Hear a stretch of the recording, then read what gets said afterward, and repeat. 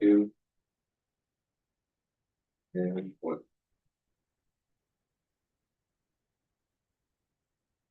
Welcome to the regular meeting of the Oxford Preparatory Academy Board of Directors on June 11th, 2026. The meeting is being called to order by the board president at 5:40 p.m. The roll call. Member Smith is present. Member Pryler? Present. Member Travis? Present. Member Kasha? Present. Thank you. The approval of the agenda for the regular meeting of the Oxford Preparatory Academy Board of Directors on June 11th, 2026. I'm gonna go ahead and call for a motion and make the motion to approve the agenda with reordering to move action item B and C to occur after presentation item A. Then get a second? I'll second. Thank you. Any comments or discussion? What action item was that? Sorry, it's action item B and C. So it's the approval of adjusted 2026-2027 certificated salary schedule, and then C, approval of 26-27 salary schedules. I got a request to move them to occur after presentation item A, the board member interviews. So just bringing them up a little sooner on the agenda, and then we'll get back into items for presentation and discussion. Any other questions or comments? All right, all in favor, please say aye. Aye. Any noes? Any abstentions? So moved, flag salute. Dr. Hinman. Do we have someone who will volunteer to do the flag? Yes, Mr. Knights would love to do the flag salute. Awesome. Well, all right. Ready? Begin. I pledge allegiance to the flag of the United States of America and to the republic for which it stands, one nation, under God, indivisible, with liberty and justice for all.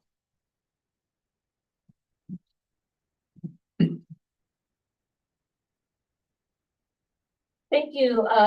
Number 3, community input on closed session agenda items. Members of the public may comment on items listed on the closed session agenda only. A speaker may not relinquish their time to another person.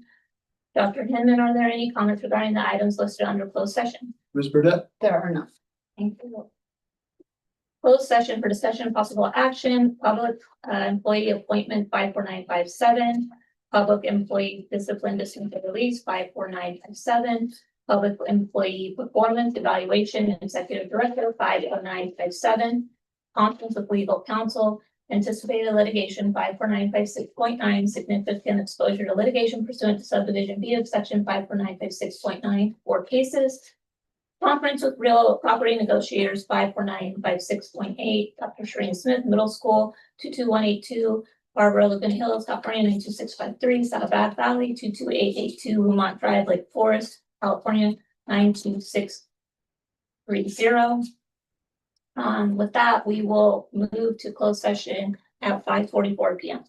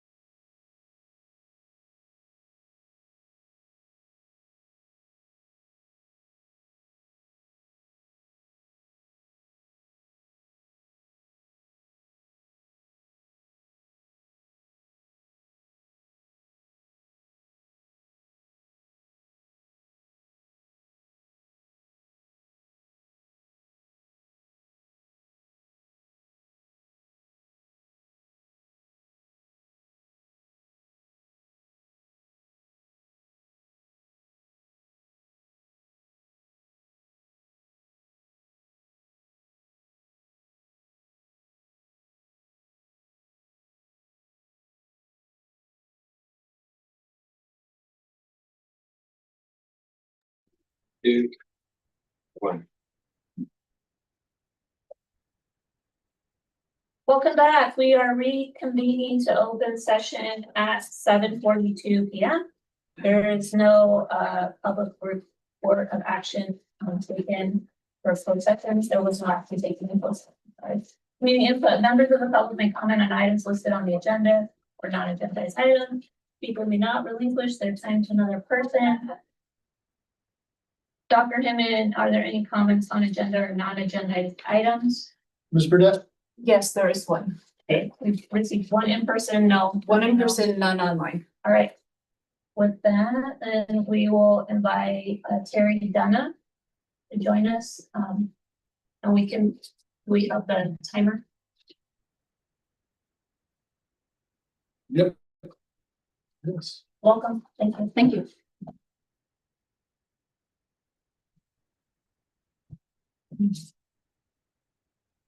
Good evening. Usually I have a much better draft. This is draft 1, so we'll see how this goes. I would like to speak to the matter of salary and salary increases that is on the agenda for this evening. Last April, I wrote a letter to the board requesting that the salary cap at OPA be removed. Currently, educators can only receive up to 10 years of credit for service. This is something that has been common in the industry until recently. But many schools or districts are lifting these restrictions in an effort to recruit and retain their educators. The attrition rate for educators is high regardless of experience in the current climate. And I believe that it is in OPA's best interest to provide a more sustainable lifestyle for OPA teachers. And I believe that salary increases and lifting this cap of 10 years would help OPA to not only recruit, but to retain high quality and experienced educators. The reality is we can say whatever we want about how much we value our educators, but if we are not putting action behind it, those words are empty. More than any program that you can purchase or curriculum or training, the intellectual property of your teachers is OPA's biggest asset. The less that staff need to supplement their income and the way that you can reduce their cognitive load of needing to worry about how they're going to pay for certain things or survive in the climate, provides more energy that they can use to focus on their students, that they can use to support their students and ultimately support the programs at OPA. Teachers are more likely to stay at a place for a longer period of time if they have 2 things. 1, if they feel appreciated and valued by their administration. 2, if they feel that not only are they appreciated and valued, but that their pay reflects this value.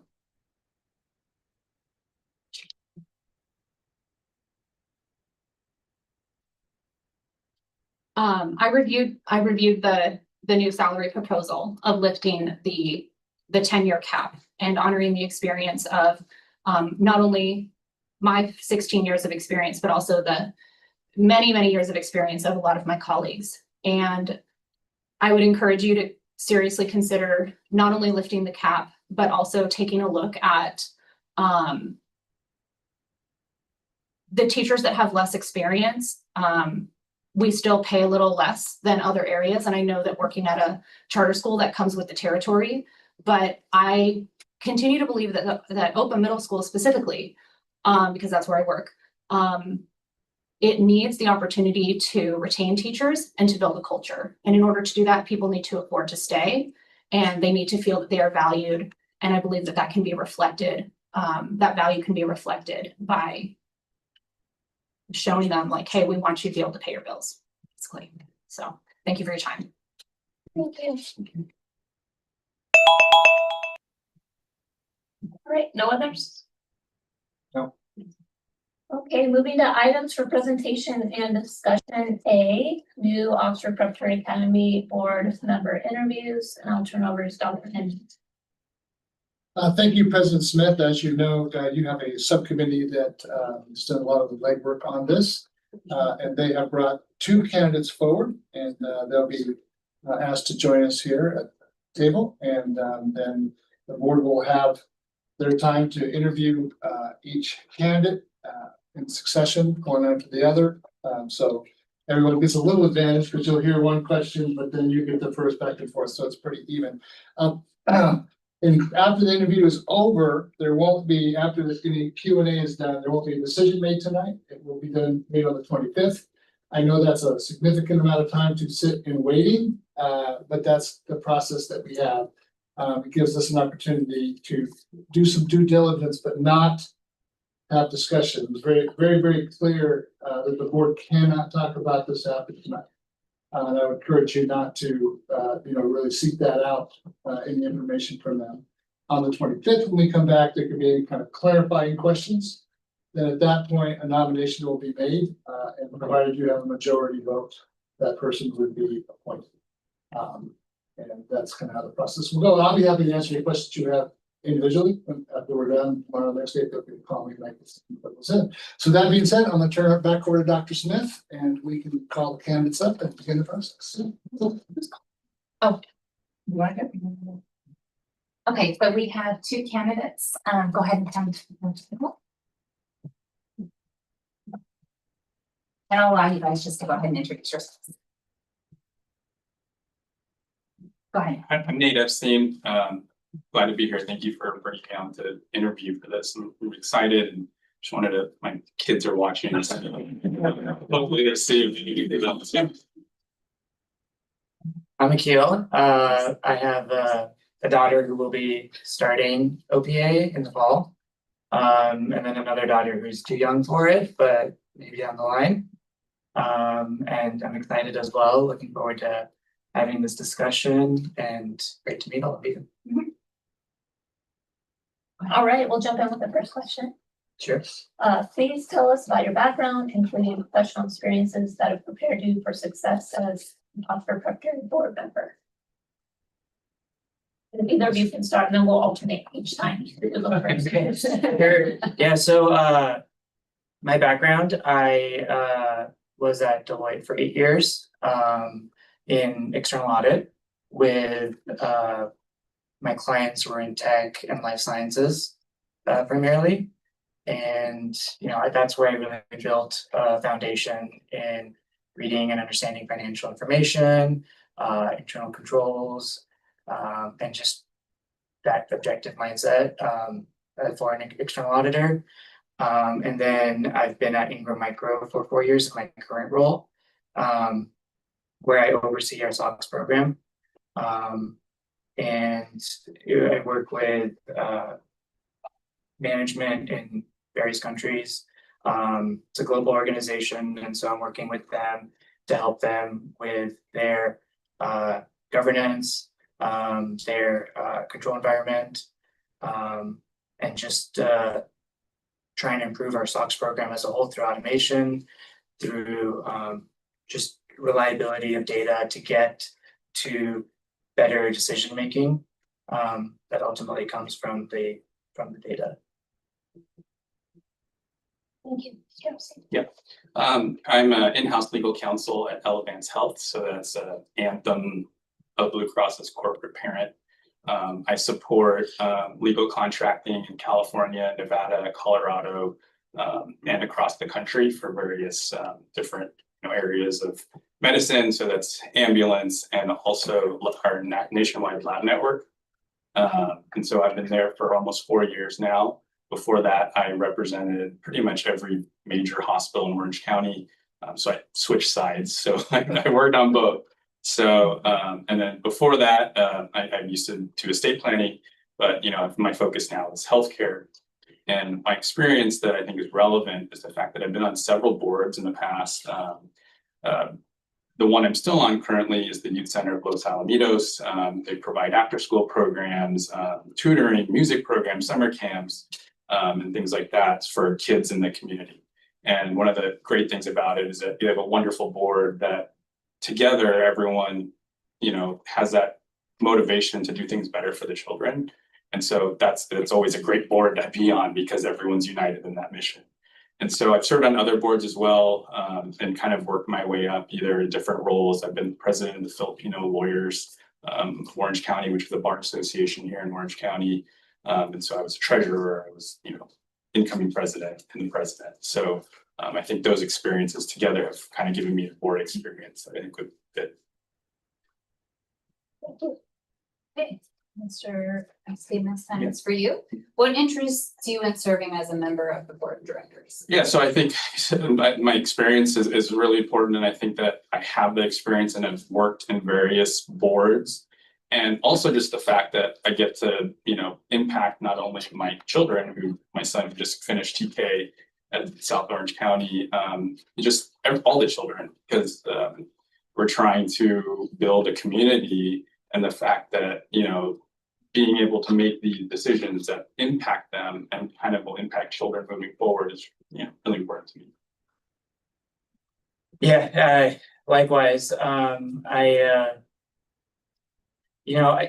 Three, 4 months ago, I didn't even consider applying for this role because I just it's really when my daughter came in and she got into the school is when I started doing some more research, looking into the school, looking into its mission, its values.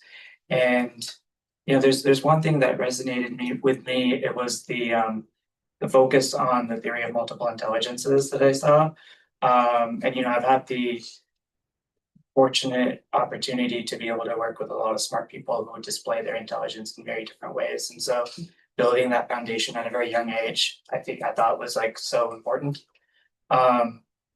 And just just getting the making sure that the students, not just my own kid, but all kids there in the schools, they are supported and they do have the right level of success, or at the end of the day, the board members are serving the mission, they're serving the school, they're serving the organization's financial health and long-term health. So just being a part of that and being able to drive value, I that's really what interests me. All right. Describe your understanding of the appropriate role of a public charter school.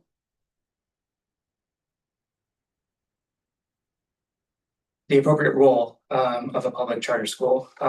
So I think with the role of a charter school is to serve students, to set them up for success in the future.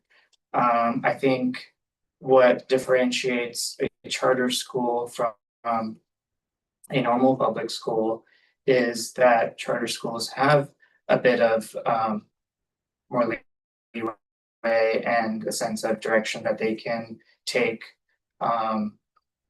that really, they can choose, they can basically share their mission, their values, that may differ from standard public schools that are a bit more governed by regulatory boards and government agencies. I think charter schools have a bit more autonomy. And I think it's the role of a charter school can really push certain values for those students that maybe other public schools can't. Yeah, and like I agree with everything you said, but I think the kind of back to what we're saying is that there's more flexibility, I think, in a larger public school setting. There's different interest groups, they have to run through everything. And so with a charter school, they could have a little bit more flexibility in the direction that they're going in, education wise, making sure the children go out and, are the best that they can be, regardless of, grades or whatever. We just want to make sure that the children coming out are going to be, successful in the community. And so I think that the charter schools have more, they do have their own set of challenges compared to just a traditional public school. But, ensuring that they stick with the charter, they meet the academic standards and also the community standards as well. So I think, I think that's their role, is to just continue and be an example to other schools that, things can be flexible and that things can move forward in a direction that hopefully will benefit not only the children, but everyone else. Thank you. So I guess we'll start with Mr. Epstein this time. As a board member, you represent one of 5 members and are not a single decision maker. How have you worked as a team to make critical decisions for the betterment of others? In like a board setting or like just employment? I'll leave it open-ended. Yeah, so in my current job, I mean, we're a huge company. We have 90,000 employees across the world. And so the decisions I make aren't just for me, but also for the whole company, because I give advice, legal risk, and to multiple business units in the company. And so, you know, you have to take all those into account, and you can't do it by yourself. Like we have an army of lawyers. So, but there's other people that I work with on a daily basis. So we have people in different areas of the company. So they're not only dealing with lawyers, but then other people who have different interests as well. And so I think balancing that and being able to give, you know, prudent advice to your team members, to disagree if we have to, but then ultimately we're all trying to give, you know, the best advice we can. A lot of times we're seen as the no part of the company. We basically tell people no whenever they ask us if we could do things, but providing solutions to that is something that they look towards, and understanding that a no is not the right answer. And so we want to give the appropriate recommendations to our, you know, colleagues. Yeah, so at Ingram Micro, I'm working with you know, a lot of stakeholders, and there's multiple people that are involved in certain decisions that we make around the control environment, around financial processes. You have the finance team, you have IT, you have operations, internal auditors, external auditors, and everybody comes in with a different perspective, different point of view. And so making the right decision comes down to listening to all the different perspectives. I think having more than one perspective really gets you to the right decision. I think that's super valuable to listen to the opinions of everybody, to really get to that right decision.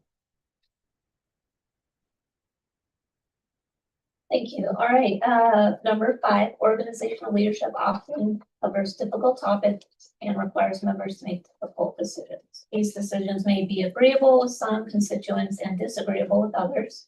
What strategies would you use to navigate a board decision that is viewed as unfavorable?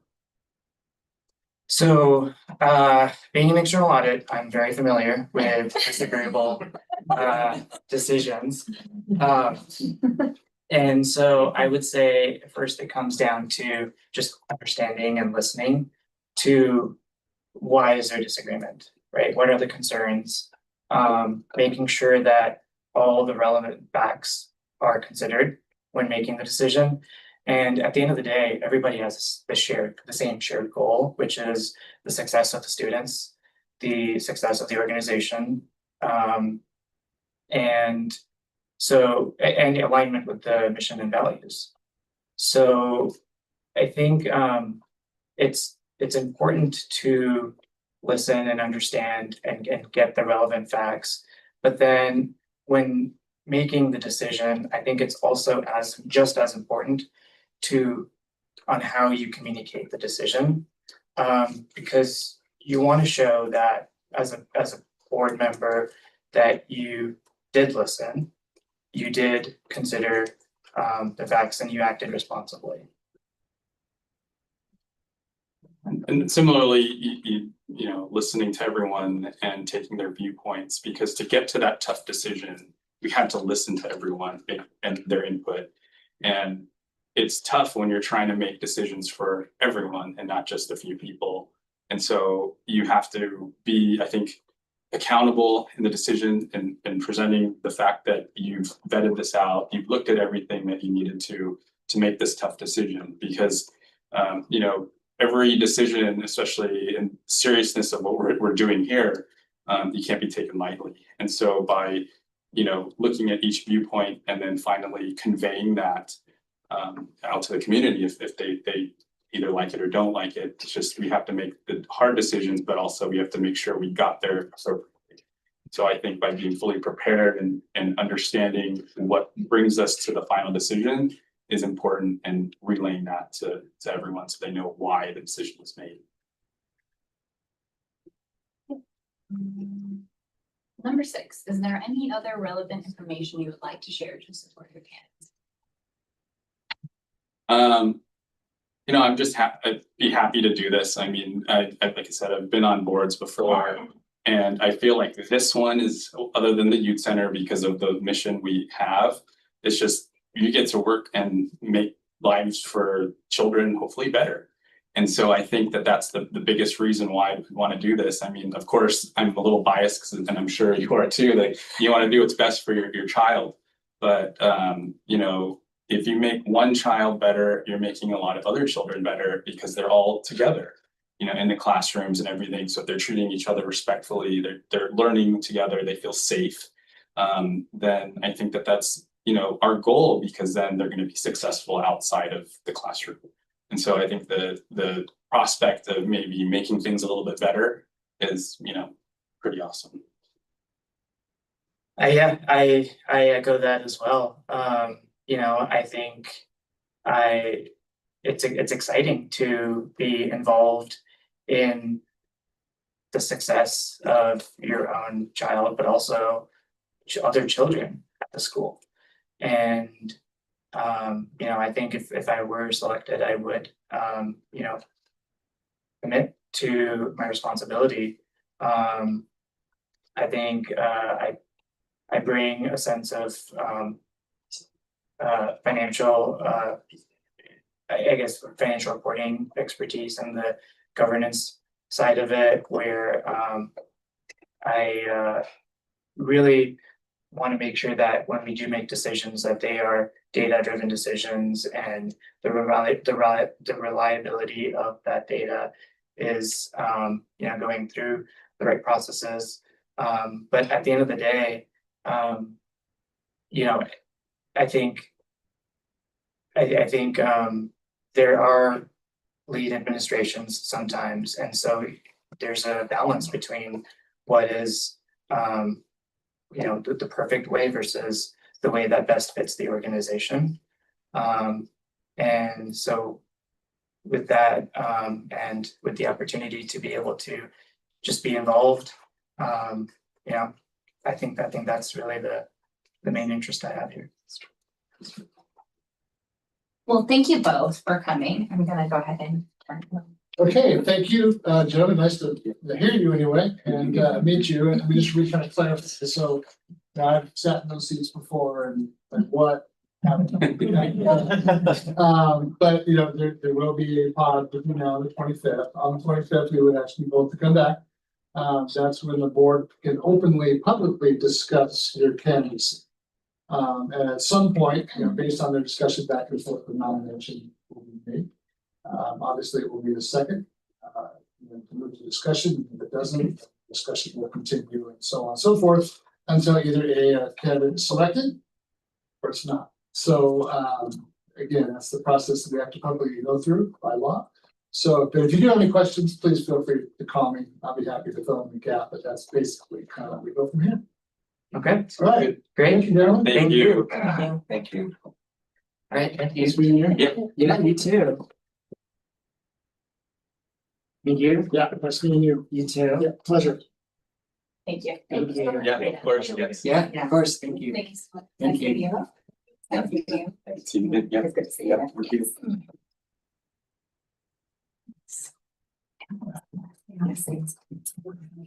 No, Good job. Sorry. it's ready. We are now moving to our reordered agenda action item B, approval of adjusted 2026-2027 Officer Preparatory Academy certificated salary schedule, and I'll turn it over to Dr. Hickman. Thank you, President Smith. We're going to be doing B and then moving to C, but I'm going to go ahead and make some comments now about both, and then we'll go back to do the process. One of the things that is always difficult in management is that, we like anyone else want to increase salary, not only of other people, but our own. But the toughest person to work with, and this is why this position is so important, is your CBO. Because your CBO is the one that will always let you know how much is there. And if you can't prove that you're in the black for 3 consistent years out, you'd be qualified, and that is not the message you want to send out to your public. That being said, on my first day, literally, one of the charges that you gave me was compensation. You made it very clear that in fact, you have a great fondness and appreciation for the work that staff does here. Unfortunately, sometimes that conversation just can't happen openly because of confidentiality purposes. And you have to clear that red line, black line with your budget. So I went back and forth several times with you. I want to commend Chuck Lewis, who was here at the time as the interim CBO. He did a lot of work. And we came, I'll just be very transparent. We came several times to the board with recommendations that we thought was healthy and legitimate. And you threw it back at us and said, no, we want to do more. So we went back again. We waited for numbers to come in. We worked with our CBO, our interim CBO. And finally, we were able to come to a time when we thought we were ready to come forward. And Jenny, our CBO, said no.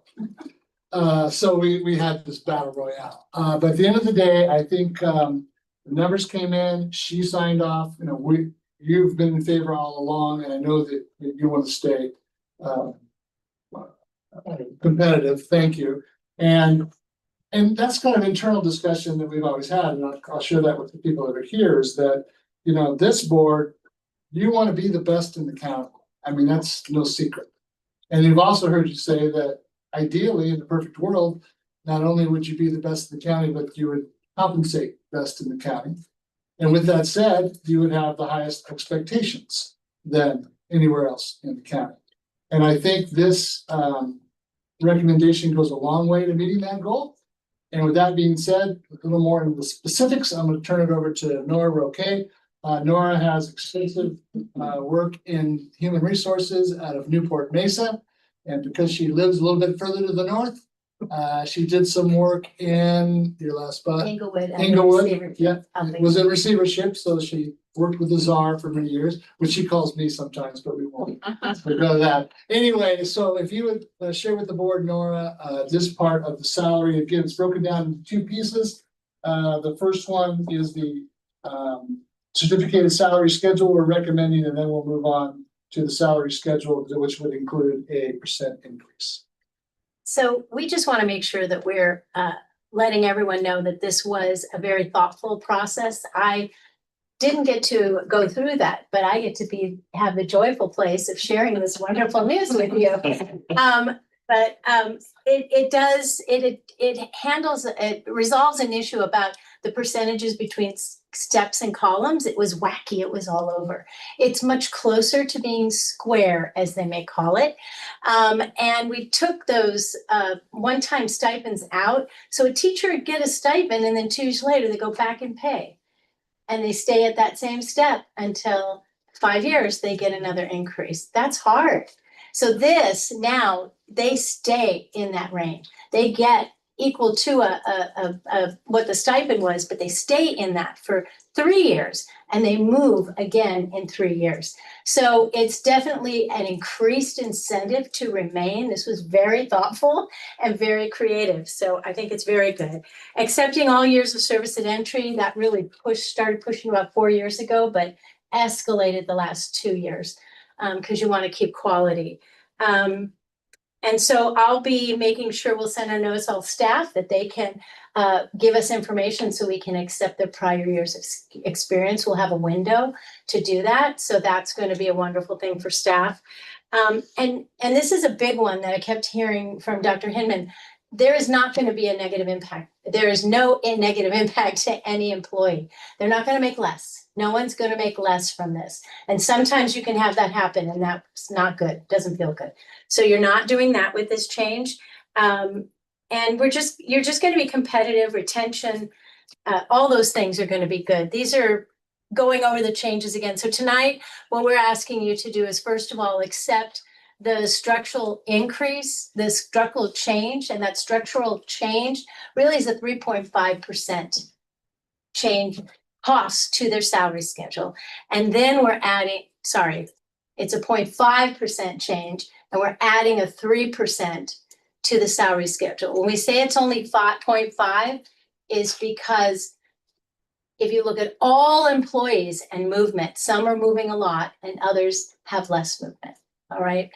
And then, so the cost is not, it is doable. You can make it with your budget.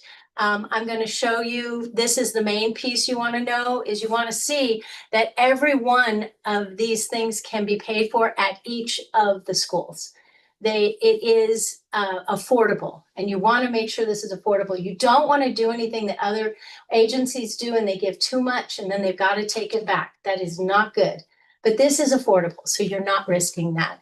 And here's this site. So this is available for everyone to review more closely, but it's definitely a great solution for the time being. You can't do everything you want to at one time, but you've got to start. And what you've done is made a great movement to start this. And any questions? Thank you. Thank you. So we'll be asking for approval of the Justice 2026-27 Oxford Preparatory Academy's completed salary schedule. That's the first time. All right, may I get a motion to approve? I make a motion. And a second? I'll second. Thank you. And discussion or questions? Thank you for coming up with such a great plan. Truly. And I wish we could do more. I just want to echo that. We don't think that we had a choice. So I think it was kind of, so I appreciate it, don't get me wrong, but you will make this happen. So, And not to oversimplify the conversations that occur, but I mean, to summarize, it was do the most we can afford. Yeah. And I really appreciate the thought and care because we do want to act fiscally responsible while being competitive and showing value through compensation. So I echo the things and really appreciate, this was truly an example of a team effort across the board in terms of how this all came together. And I give a shout out to Pat Lewis, even though he's not here. And Jen. I will pass that on. Absolutely. All right, with that, we'll move to vote on B. All in favor, please say aye. Aye. Any noes? Any abstentions? Motion passes.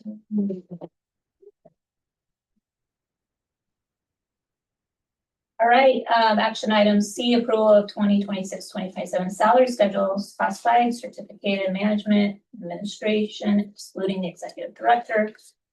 And I'll turn it back to Dr. Himmel. Thank you, Dr. Smith. Again, yes, the B was basically the equalization of the step and column. And it did come at a cost. I think over the 12-15 years that it existed, the balance just became so uneven that the direction was, let's have some consistency, which we did. And also in doing so, we did extend all of the years of our current staff. It is not retro, I'll be real clear on that. It's going forward for the years that they now have. So going into 26-27, that column will move with the years that they have. It also, and then going into C is a 3% across the board raise for all of your employees. So added together, it's like 3.36 on average. Some will have significantly more. Let me really clear that because some of the cells increase significantly. So nobody loses, everybody gains a minimum of 3%, and some will gain even more based upon where they fall on that adjusted salary schedule. So we're very happy and proud to bring this forward and ask for your approval.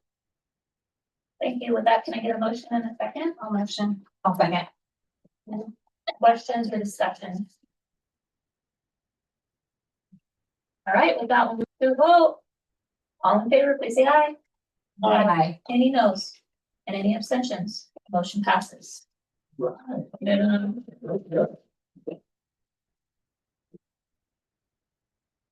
Okay, so we're going back to items for presentation and discussion. B, Officer Preparatory Academy data presentation. Thank you, President Smith. We've been really looking forward to this particular presentation. One thing this board is constantly saying is that we are data driven. And data should be driving our decisions, not so unlike the presentation we just had about finance. Those decisions were based both on your insistence, but two, to make sure that the numbers lined up, that we could do it. And I will say, I'm gonna just lean a little bit on board member Kashe because while all of you are data driven, he's the one that kept punching me on the shoulder saying, show me the data, show me the data.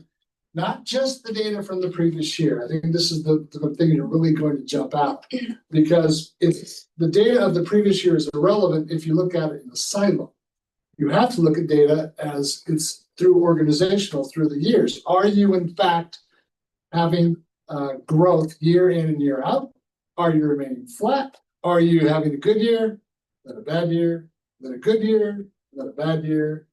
You need to see that and address it accordingly. And tonight, we're going to show that to you. We're going to give you a really hard look at Oxford, how great you, well, let me rephrase that, how good you are, and maybe some areas that we could improve in. So with that being said, I want to really commend Maggie Burdett for taking the lead on this. She's worked tirelessly, not only keeping the organization up and running with all the tasks that I've dumped on her. So thank you, Maggie. And then also George Knights. George is a professional educator. He worked out of Newport Mesa, retired as a PLC coordinator and director of data. So he lives data.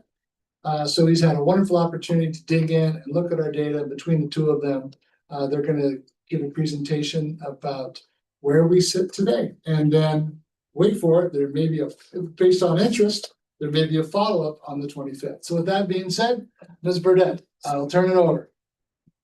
I didn't ruin the surprise. I just teased it a little bit. Stealing my thunder. Yeah. All right, well, good evening, President Smith, members of the board, Dr. Hinman, and all of our colleagues in the audience. So I'm excited to present kind of an insight into OPA and talk about how we can elevate our excellence across our entire organization. So tonight's purpose, we're going to be establishing a clear current reality. This isn't intended to be a really deep technical report, but to review, and not to review every data point, but to really look at the major patterns and trends and longitude academic achievement in OPA. So we really want to use these patterns to frame our next stage of continuous improvement. So we want to answer two big questions tonight. What does the data tell us about our current performance? And what does it suggest we do to strengthen ourselves as a complete OPA system? So before we go, just an apology to everyone in the audience and to the members of the board. Like most data presentations, this can feel a little overwhelming. We're going to try to, again, cover trends and patterns, but it might feel like you're trying to take a sip of water out of a fire hydrant. Dr. Hinman wanted me to have Ash AI'd into this picture. So we're just medical school. Yes, there we go. So again, tonight, I'm going to be sharing areas of strength and areas in need of improvement. And we really want to make sure that we're putting the district OPA in a position to learn from our evidence and really make adjustments to elevate our system to be truly excellent. So where do we stand as a system? So really to establish a common understanding of our current performance, we're going to examine system-wide achievement data from all three schools. Sometimes it's going to be collectively as all of OPA. Otherwise, it will be separated by school, and then we'll dig a little bit deeper into grade levels. As we go through that, I just want to make it clear, we're looking at 2024-25 data because the 25-26 testing that we just completed, we don't have all the current data. So we'll revisit that in the fall when we have all of our current numbers. But this still gives us a good overall picture of where we've come from and where we're going. And to specifically make sure you're clear as we're going through the data, most of our numbers as we're presenting the percentages, we're looking at students who met or exceeded standards in these different areas.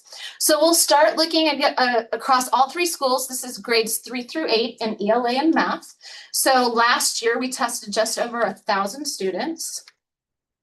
And if we look at last year's data, you'll see a very clear pattern. All of our students come in very high. Our staff is doing a good job keeping our scores good. They're high. We have high achieving students. And it's consistent across all three campuses, which is also exciting to see. So that shows some consistency within our system of what we're doing well. And it is also something just to celebrate because typically in any big district, you'll see scores kind of dip quite a bit in the middle school, but we stay consistently high. Maggie, can I add that on that last slide? So anytime you see blue, it's ELA scores, and then green is math. So there's some, to read these, there's lots of different types of graphs and data that you're going to see. Some horizontal, some are vertical, some are stacked bars. So you'll get it as we go. But just know that anytime it's blue, and then I think purple is CST, the science scores. We'll try to, if you have any questions to stop us, if you're not clear, we're happy to pause and just point some things out. Especially if we're going too fast. So again, we wanted to start also showing you the trends. Thanks. Just to move the little picture out of the way just a little bit. And again, this is showing longitudinal data over time for each of the three schools. We're seeing consistently high scores and patterns across the years. But again, what we want to start looking at is we want to start seeing these arrows not just go straight across and stay consistently high, but we want to continue to see growth. So we'd like to see these arrows start to move not only straight across, but up and to the right. And you also have things like, this is where the pandemic, there was a point where we could use different types of assessments. So you'll see pandemic only pretty much in 2021. I think there was one other place you'll see a math pandemic, but it's all because of that time was kind of wonky. And one more caveat is that the scores prior to 2024 for the schools included middle school. Oh, yeah, that's right. Because middle school split off. That's right. 2024. Right. Point, so, Yeah, that's why you only have 2 years here. yeah, Yes. but They were yes. for the audience. That's right. Perfect. So this was ELA. And this is math. So again, one of the reasons, and you'll see this a little bit later, why you're seeing some math scores in 2021 is different grade levels chose to give a certain test during that year. So there's a little inconsistency that year, but that was the data they chose to report. So similar patterns, you see some slight dips. We're really trying to look at pre-pandemic and where we're going and where we're staying. And so this again is just an overview of longitudinal data for the three schools, and this one is in math. Many goals that different districts would set is how do we get back to pre-pandemic scores, because the learning loss that happened made it pretty difficult, and most of the time you're going to see this giant dip. But you know, in some cases you get, well, this wasn't so, but OPA has come back to pre-pandemic levels pretty quickly. So before we begin looking at areas for growth, we really want to recognize the strong foundation that OPA does have. So as an organization, our students do consistently score and outperform the averages across both Orange County and California. So you're looking again at ELA in these percentages are OPA as an entire organization over time. So the combination of the three schools in one. But as you can see, we're consistently outperforming. And this is definitely a significant accomplishment that we want to celebrate. And again, at the same time, as we're reviewing this overall performance, we want to make sure that this is only part of the story. So to continue improving, we have to continue to look at the averages and then examine patterns that fall within that data to better understand where we can build on our successes and support even stronger outcomes for our students. So next, we want to take a look at OPA compared to the big districts in the area. Now, again, this isn't necessarily a fair comparison because each of our schools is one school, one LEA, and this is an average of all the schools in those districts. But as you can see, we're consistently sitting at the top and outperforming all of our neighboring school districts. So again, I just want to point out, so this is a little bit of a different chart. So we're looking across instead of a typical bar chart. So OPA at the top with ELA and math, and then our surrounding strong districts. So you will see Capo Unified here, Saddleback Valley here, and here. And this one is Long Beach Unified, or no, I'm sorry, it's not Long Beach Unified. It's Laguna Beach. I'm looking at Shreen because she knows that district pretty well.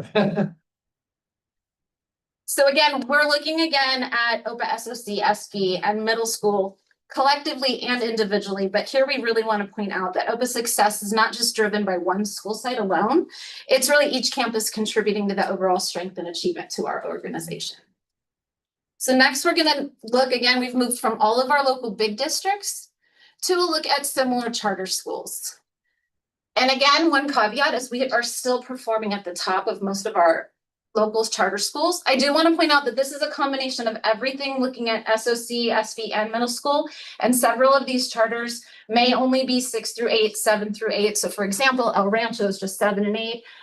Some of them are K-8. Some have just different grade ranges, but this gives us just at least a starting point to compare our data and our successes compared to our neighboring schools. And the big takeaway with this is that you're at the top of all charter schools, and you always will be if you just continue what you're doing. And Orange County and California. So in every case, this is what we see. The next slide then looks at our local public schools, those sitting near us in our local surrounding areas and boundaries. So this first slide is just the elementary schools. So you're looking at some of our locals. So we're at the top, but again, we're kind of sitting even with them. So this is an area we want to discuss, because if we want OPA to be excellent and elevate, we want to push ourselves so that we are sitting not only with the top schools in our surrounding area, but above the top schools in our surrounding area. So again, this is ELA and this is math. And then we can take a look at where the middle school falls. So also sitting very strong with our compared surrounding schools. Who was the principal at Fred Newhart Middle School? I don't know. Actually, you know, who was the vice president of the PTA? Yeah, no. Well, we have our insider knowledge right here. What do we need to I was do? principal of Lisa Viejo Middle School. Yeah, Oh, that's right. and Maggie was at Los Flores Middle. Las Flores and Open Ladera Ranch Middle. And Look at The answer is in the room. that. Got all the And you- inside knowledge. ever principal at any of those schools? Oh, Matt. So now we're going to shift just a little bit. And so we've been looking at the ELA and math data. Now we're going to look at our CAST, which is our California Science Test. So this is a test that is only given in 5th and 8th grade in our organization. So again, this is the way, this is what we want to see. We're seeing that growth over time and the arrows moving up and to the right. And we know the middle school has some growing pains. We're still working things out. You know, that's not what we want to see. That's but we're- impressive. That's George. But again, we wanted to continue to look at these patterns and really be aggressive with how we're addressing those patterns. So looking again, a comparison with OPA as a whole organization and district compared to Orange County and the state of California, we are still highly exceeding. It's probably one of our strongest points is our science scores. And then we again wanted to give you a look at OPA compared to our local schools. And I mean, this data is incredible. I mean, this is some of the highest test scores that you will see in the area of science. And the middle school is not far behind. So even though we saw a little dip, they're still really pushing the limits and scoring high in the local areas. When I look at that, I say, okay, why? Why is it both growth and performance over time and holding? And just being the dean over at SOC, I got to see the commitment from OPA of having the lab, the STEAM, right? STEAM, and also having quality education happen within the students' teachers. So you're making a financial commitment to that, and there seems to be some response in the scores. Yeah. So one of the things I will point out, we don't have a slide comparing our CAST scores to the local charter schools, but I did want to say we're scoring 20 to 30 percentage points higher than our local charter schools across the board. Yeah, it's unfair to even put them up here. And again, this is just kind of all of this data ends up landing on our California school dashboard. So again, this is an agreement. We want to see the very high, the blues, and the highs, the greens. And so that's exciting that all across the board, we're seeing all blues and greens, which is especially, again, I want to kind of give shout outs to all of the schools. It's very hard to do, especially over time. But one of the things we do want to keep an eye on is we don't want to see our scores declining. We want to always see an increase. And this is there's a lot more on the dashboard. You have chronic absenteeism and suspension and other indicators as well, LP, which is an EL type of a measure. But the scope of this was just for English language arts, math, and science. But I'll tell you, nothing is lower than green. Only one area, but I'll let you go to the website to find out that. And we'll do a deeper dive into the dashboard in October when the next round of dashboard data comes out. So before anyone panics with this graph, let me kind of explain what we're looking at. So this is not longitudinal. This is a snapshot of 24-25 data. These are our individual student groups that we also monitor. So we have our English learners, English only, initially fluent English proficient, reclassified fluent English proficient, social economically disadvantaged, and students with disabilities. And you'll also see the number of students that are in each of these groups. And what we want to point out is this is phenomenal data. Like we have some of these kids that in other districts, especially when they're reclassified, struggle. And we have to and we do have to continually monitor them, but they are showing incredible growth. We're definitely keeping an eye on groups that are struggling, but one thing that we were seeing on our dashboards this year is they're now starting to track growth. And so even some of our groups that start far below our standards, they're making significant steps towards that proficiency level, which is incredible because it's hard when you're coming so far behind to make those leaps right away. But OPA as an organization is showing the support and growth in those student groups. It also shows that you're attracting in the IFEPs, these are initial fluent English proficient, and look at 91%. Some of your highest scores in the district are coming from IFEPs who come in maybe not knowing the language, but they may be pretty well educated. So you're attracting, that's the marketing thing, and also because they're going to come to a good school. But they immediately test out of being in the English language learner program because they can. So this is our English language data. And then for the same student groups, you're now getting a look at our math data. Same patterns, extremely high for these students. That can be our most vulnerable groups that we need to support and provide that level of instruction to. And believe me, these scores are high too, compared to the many schools that are around you. Students with disabilities and socioeconomic disadvantaged students, they're very stubborn groups to move. But it seems like in OPA, you're moving them. You know, when I look at data like that, I'll just share that, you know, when I was in a different position, when I oversaw principals, for example, I would look at SOC, EL, and they have 18 kids at 28%. My charge was they better know every one of those 18 names. And then, you know, work with them individually because there's 18. And that's, you know, something that they could really zone in on. But the work that they're doing in the transition, the work that you're doing in the transition is phenomenal. I bet you Deirdre knows every single one. I bet she does too. By name, by family. Yeah. So exciting information to see.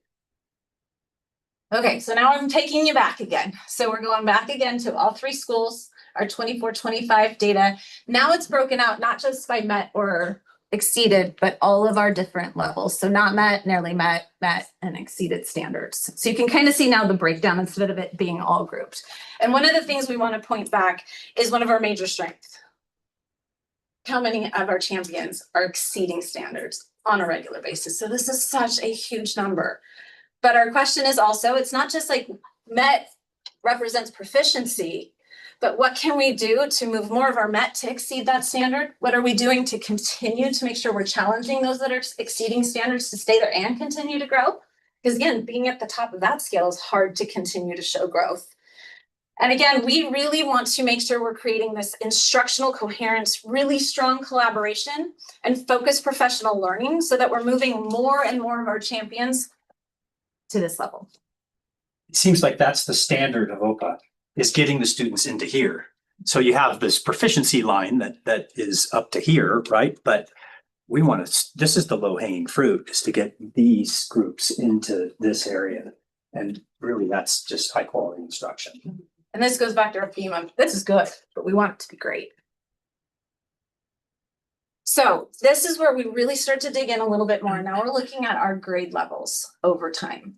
And this is where we start to see some of the inconsistencies. So again, we talked about the fact when we're looking at averages of data, sometimes it hides the nuances behind the scenes. This is where we want to look at those trends and then really dig into what can we do to make sure that there's no instructional isolation. We really have that coherence across each school site.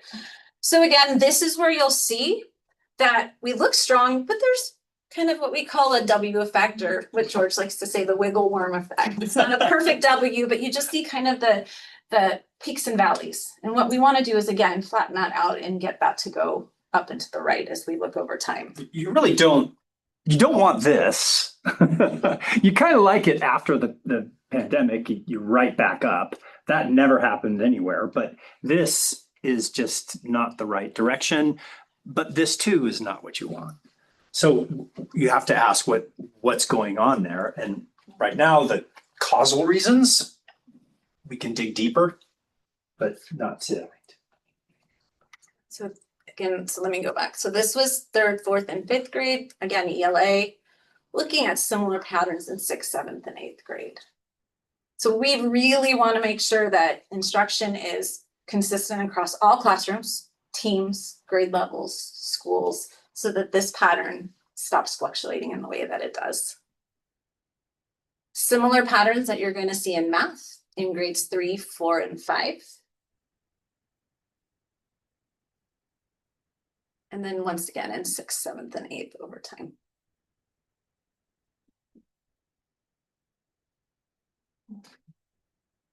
I think another interesting way we should think about this is cohort model as well.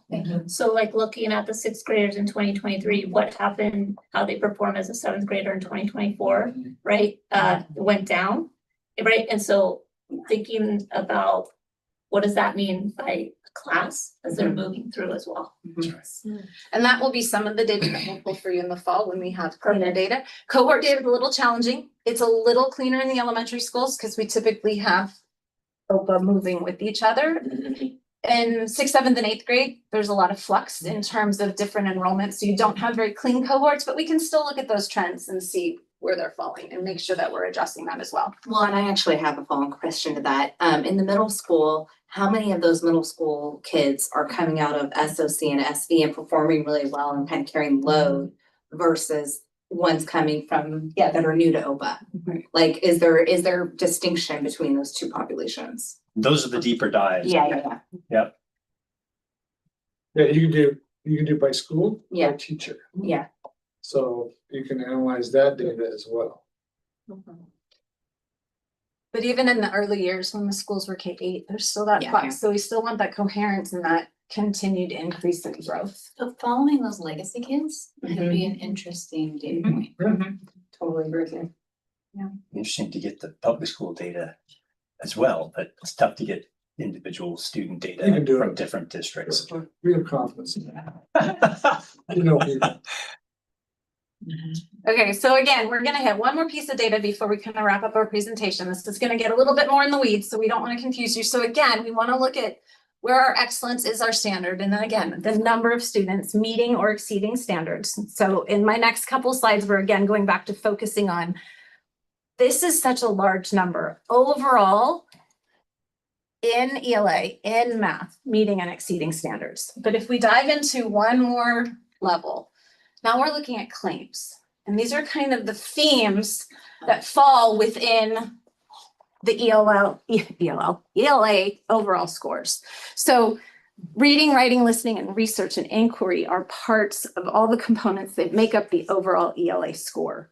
So once again, what's interesting is overall, we could be scoring at 79, 80%, meeting or exceeding standards. But when you dive into how many students in our organization are actually meeting and exceeding standards in each claim level, definitely another area that we really need to dive into and explore.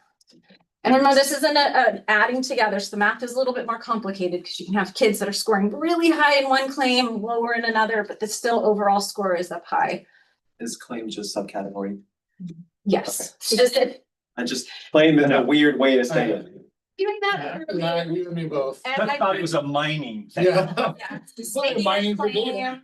But yes, these are the big overarching themes within it. And then you can even dig deeper into target areas, which starts to target specific standards and even minuter skills. And some of these, especially things like research and inquiry, I mean, this is literacy right here.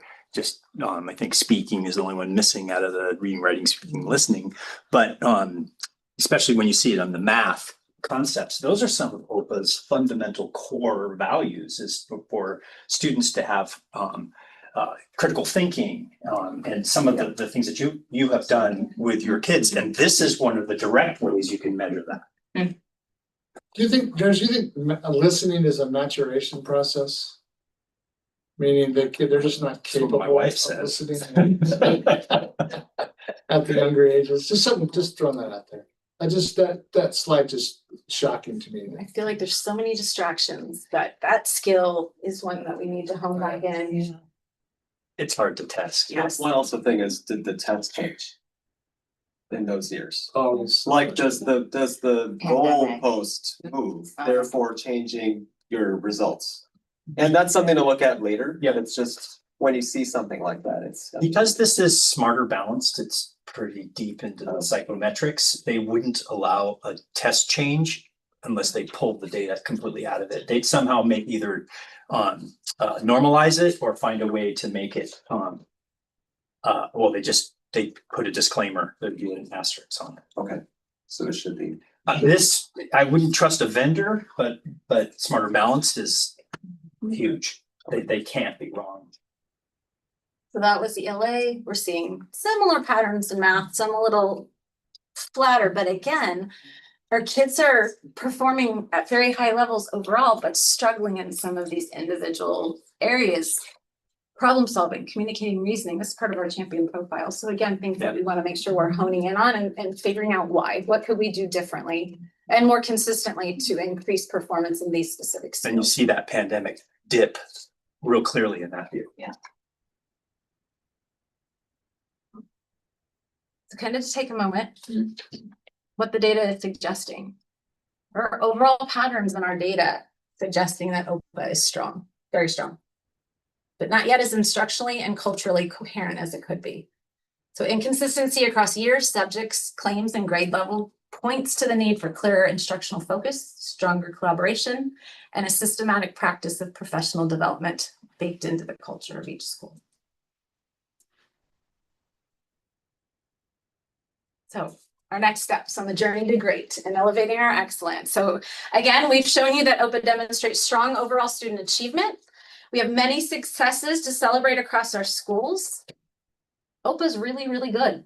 I wanted a third really on there, but that's space in the box. But we have a compelling reason for improvement. Performance varies across years, grade levels, skill areas, and these differences highlight key areas and opportunities for greater consistency and a clearer instructional focus. And this will really help us strengthen results across our entire organization.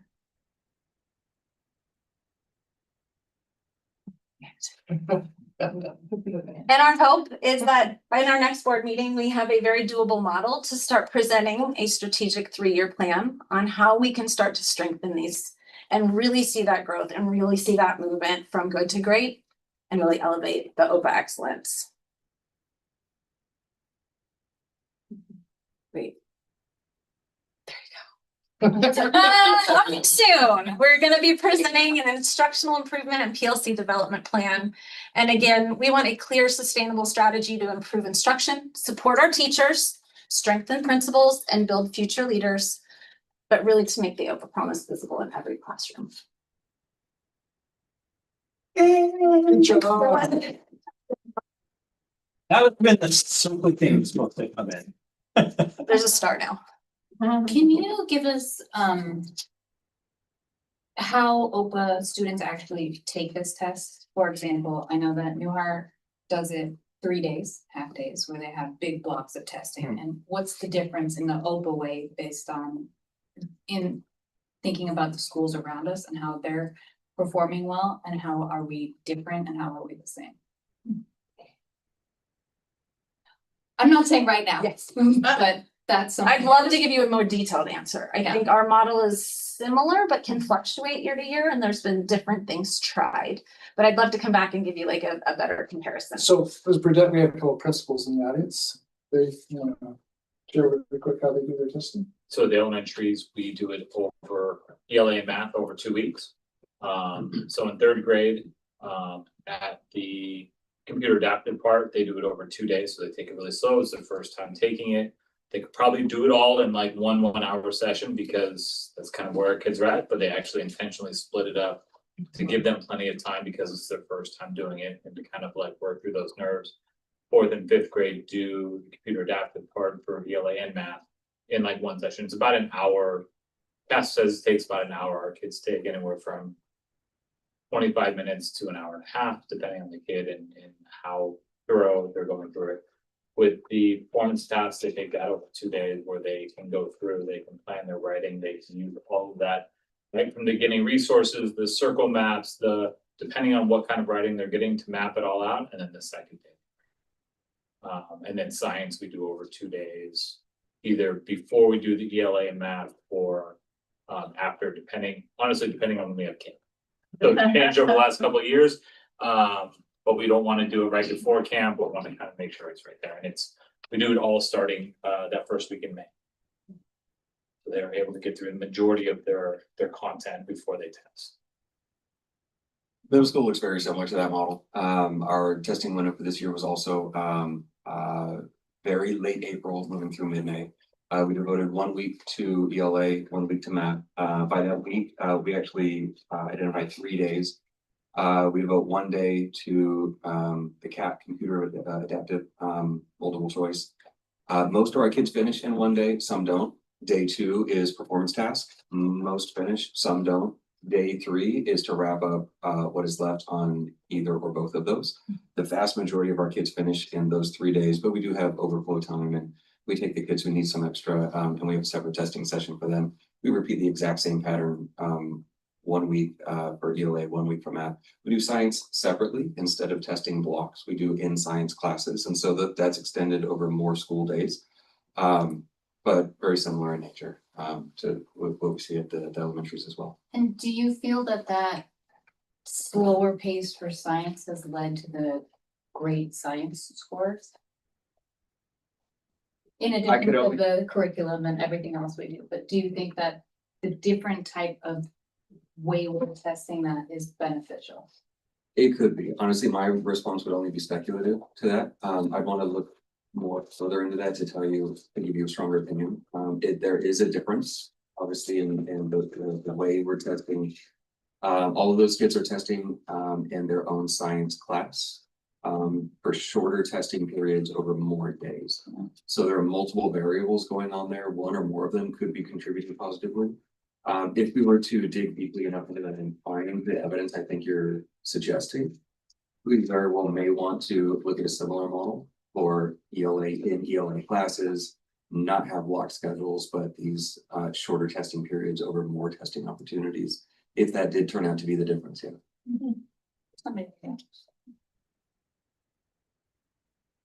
I just want to say thank you for spending all that time and energy to present such, I didn't think it was a fire hydrant. I thought it was very well articulated and organized. I did not feel lost. I loved the subcategories and the groups of students that you guys brought forth. And again, if we don't see this, how can we know how to improve and how to move forward with a solid plan? And I just think it highlights and makes visible where we are and where we would want to go. So thank you again. It's very important work.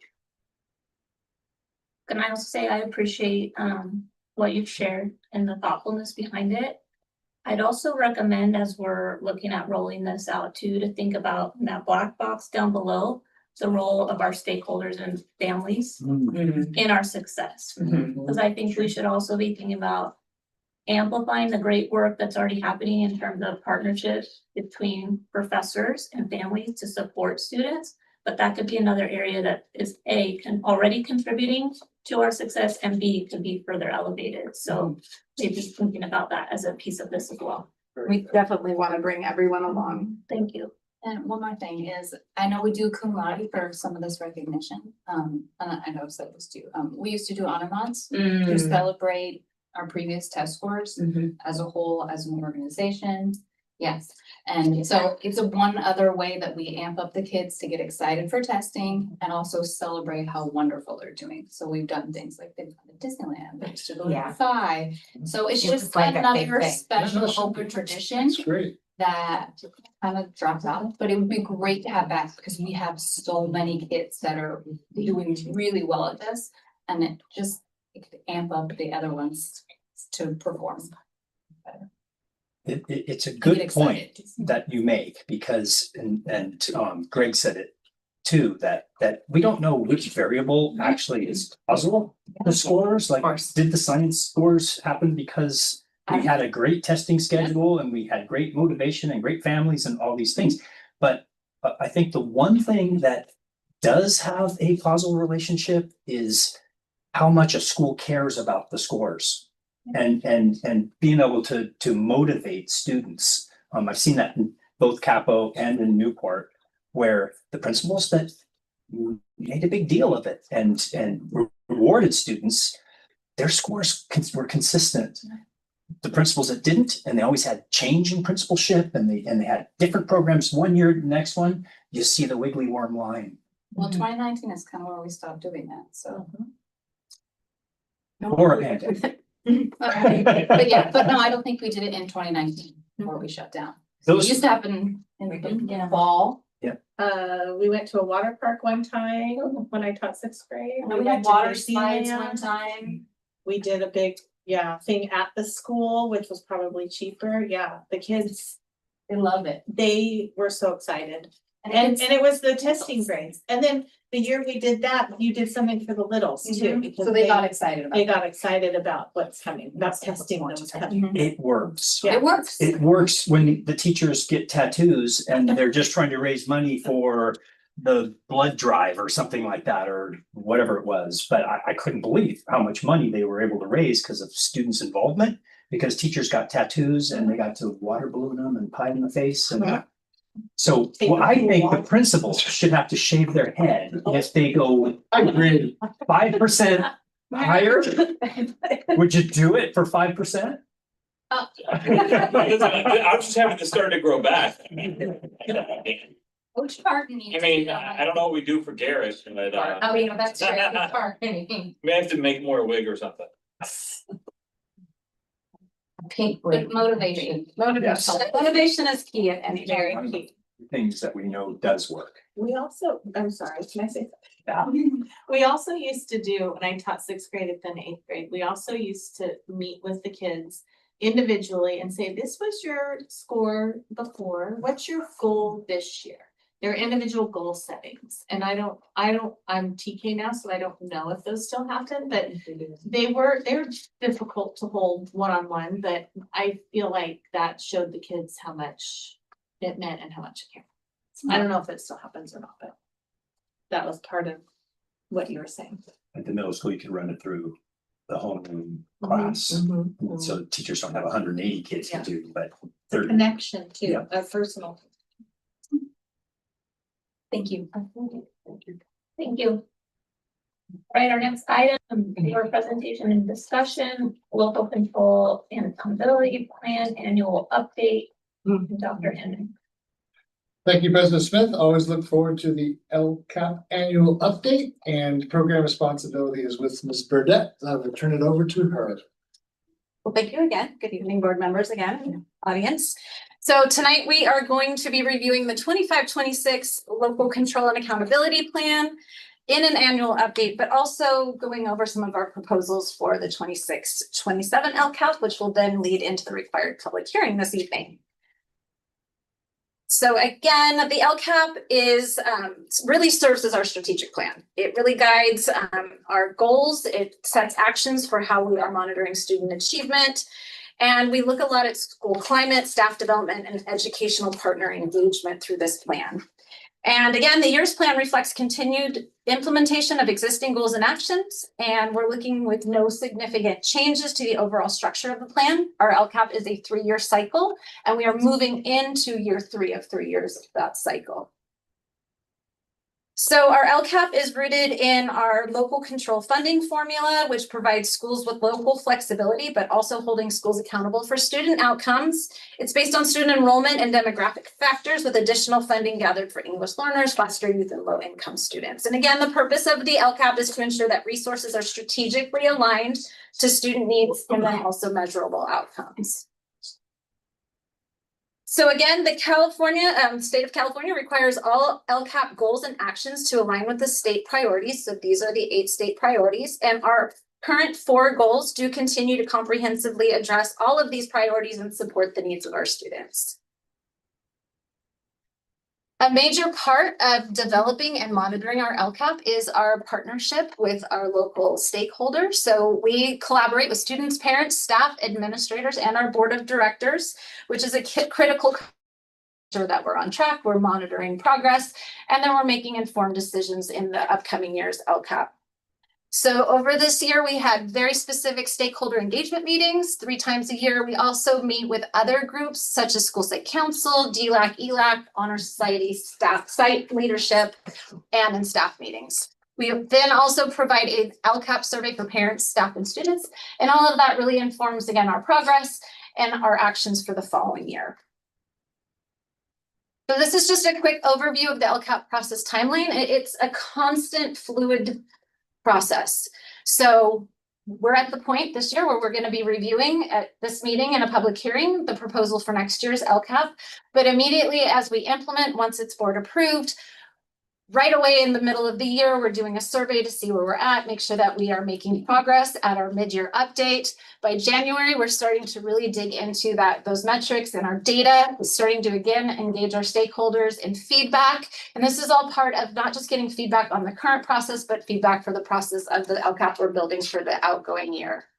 So again, we're at the point where we are giving you a quick update on this year's LCAP actions and what we've implemented, and then any proposals to changes for next year. So these are our 4 goals. And again, goal 1 is remaining our largest area of investment, directly supporting student achievement and engagement. Goal 2, we're identifying to focus on recruiting, maintaining, and developing highly qualified staff and providing high quality staff development. Goal 3, providing safe and secure and well-equipped learning environments. And finally, in goal 4, strengthening communication and engagement with our educational partners. So these goals have really provided a stable framework for the continuous improvement and do still remain aligned to our organizational priorities. So at this time, no significant revisions are being proposed to the goals themselves for 26-27 or the actions.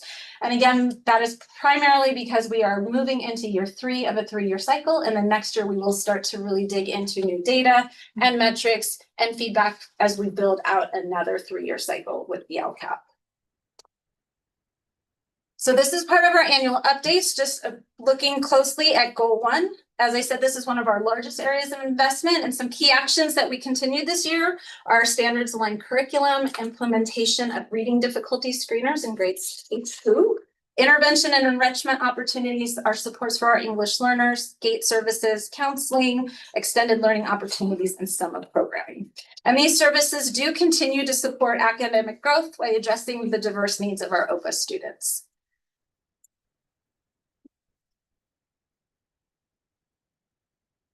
As we move into goal 2, this focuses on ensuring our students are served by highly qualified and continuously improving staff. So some major actions, again, included hiring of highly qualified staff, professional development opportunities for all staff.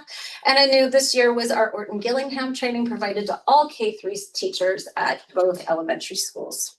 So again, as we mentioned in our previous presentation, professional learning continues to remain a cornerstone of OPA and really a focus of it in our instructional program. And our investment in PLCs and targeted professional development will help support instructional consistency and student achievement across all campuses.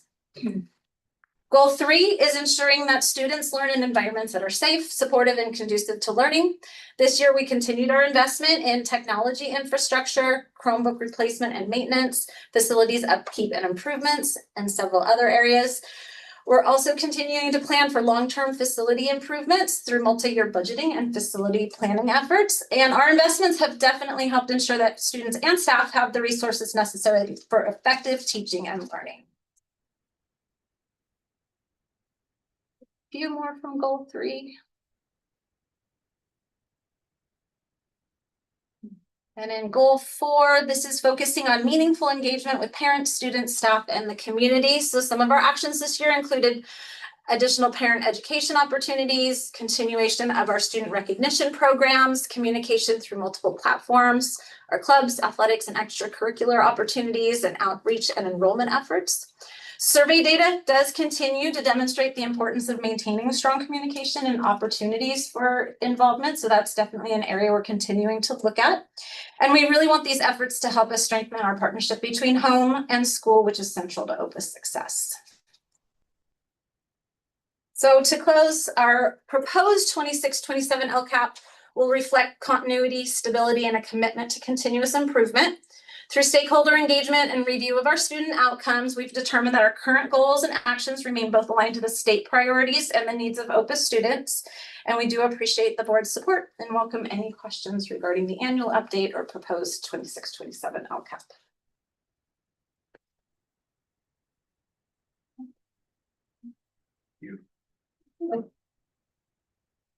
Oh, and by the way, I also want to say thank you not only for the presentation, but for all the stakeholders who showed up for each of the sessions. Like, we can't do this without a team, so thank you to everyone. We'll go to item D, presentation, public review, and discussion of the preliminary draft fiscal year 26-27 district budget and multi-year financial projections. And Thank you, President Smith. As I spoke a little bit earlier, and I've spoken to some of you individually, when your decision to go forward with Charter Impact to be our backdoor service on finance, we were staff was a little uneasy with that because we only knew what we knew. So transition, was transition moved along and we were able to answer some questions back and forth. We really did finally reach a point where we had crossed the threshold, where we now supported the idea and we saw the value in it. So I think this is going to be your first presentation of the budget moving forward, first of many to come. But we've been very happy with Charter Impact, and we hope that that they're been real happy with us and our communications. And this is the first step in approving a new budget. So, Jamila. Hi, everybody. I hope you can hear me and see me. I'm very happy. Oh, there we go. There we go. Oh, we're not okay. Can you all hear and see me? Oh, well, yes. Okay. I've been very happy with OPA. We've done a lot in the past month and a half that we've been together, and this is a culmination of it. So I'm happy to present what we've been put together for budgets for the all 3 schools. Next slide, please. All right, first we like to start off with what is going on in the ether in the political climate of California. So when you think about school funding, there's some really, important moments. First is that January release of the governor's budget. The second is the May revise. The May revise comes at a point where it helps determine what kind of assumptions are we going to make in the budget. This is something that's coming from the governor's office and is saying these are our hopes, right? We do know the May revise is a step before the final June revise. So when we look at the May revise, this slide gives you some of the highlights. Some of these things we've incorporated right into our budget. Some of these things we've been more conservative, and we have not, and we're waiting on that June. So I'll point them out. The first thing is the cost of living adjustment. So there's a statutory cost of living adjustment that happened in January that said that we're going to raise revenues by 2.41%. By the May revise, exciting stuff, it raised revenue by 4.31%, right? Which is great. So it raised 4.31 on your base and 2.87 on your supplemental and concentration. That means revenue from year over year is right then and there going to increase by 4.31%. The other is the special education entitlement. Now, this is one that is a big change. You'll see from January, there was already anticipated growth, right? Moving from it was 910, 58, 88 to 998.